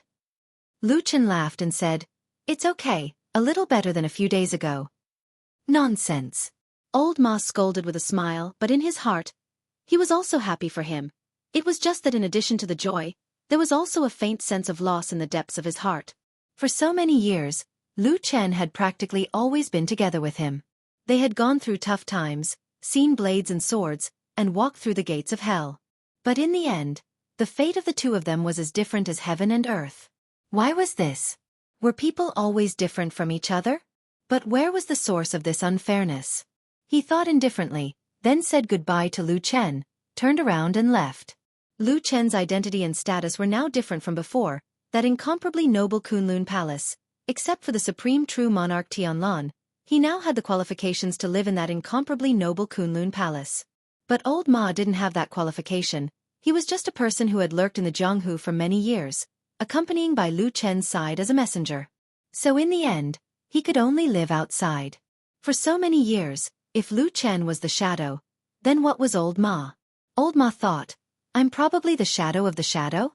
More indifferent than the shadow, and less sense of existence than the shadow." The shadow might have the opportunity to leave a black shadow on a sunny day, but from beginning to end, he was only silent, silent. For a person like him, even if he was killed in a legend, it would only be a few strokes of the brush, like a ripple on the surface of the water. There would be almost no movement, not to mention the stormy waves that would be set off by those big shots. Silent in life and silent in death. Is this the life you want? Is this the destiny you are destined to live? Old Ma stopped in his tracks and glanced back. The tall mountain peak was like a giant, silently looking down at him, perhaps with a bit of contempt. Under the afterglow of the setting sun, the majestic shadow shrouded everything, and gradually disappeared into the darkness. Old Ma thought silently for a long time, finally sighed softly, turned around and walked into the gradually falling night. Is there anyone in this world at this time who will still be dead set on following the devil sect, or even join the devil sect? Almost at the same time, in that room on Tianlong Mountain, White Lotus sat on the bed and asked Su Qingjun this question. Su Qingjun laughed in spite of herself and said, "Of course there won't be. Even if there is, it would be a madman or a fool." White Lotus shrugged her shoulders and did not say anything, but Su Qingjun suddenly made a sound of surprise and looked up and down at this young girl. White Lotus felt a little strange being looked at by her, said, "Everything is fine, why are you suddenly looking at me like this?" Su Qingjun smiled and said, "Probably because you have been with Lu Chen for a long time, I feel that some of your actions are very similar to him." White Lotus was startled for a moment, then sneered and said, "Nonsense, how can I be like him?" Su Qingjun also felt that it was not possible, laughed, walked to White Lotus and sat down, stretched out her hand and gently stroked her soft hair. This action was intimate and gentle. White Lotus did not have any intention to resist or avoid. It seemed that during this period of time, the relationship between these two girls had become very close. After a while, Su Qingjun softly asked, "Your injury is considered to be almost healed. Why are you still not willing to let me tell Lu Chen?" White Lotus suddenly felt nervous, looked at her and said, "Don't tell me you have already told him?" Su Qingjun shook her head and said, "Not yet, you little girl. 2 days ago you even threatened me, saying that if I say that your injury is healed, you will immediately stab yourself a few more times and make your injury worse. You have already said such words. How can I dare to say it?" White Lotus forced a smile, looking a little embarrassed, then sighed and said, "I really have something difficult to say. Can you help me hide it for a few more days?" Su Qingjun nodded, then immediately frowned and said, "What are you afraid of? Don't tell me Lu Chen is really behind my back, threatening you in any way, or—" White Lotus immediately shook her head and said, "Oh, that is not, Suddenly, White Lotus's words were abruptly cut off. The pair of eyes that had been calm and clean for a long time lit up a bit. She looked at Su Qingjun's beautiful face, suddenly revealing a trace of a strange smile. Su Qingjun was surprised and said, "What's wrong? White Lotus was silent for a moment, then slightly smiled and said softly, "If I say Lu Chen really has bad intentions towards me, and even has the guts to do it, would you believe me?" "What?" Su Qingjun lost her voice, her complexion changed, and suddenly stood up. You're tuning in to the Wisdom Diary YouTube channel. Don't forget to subscribe and join us on this journey to catch the most captivating stories.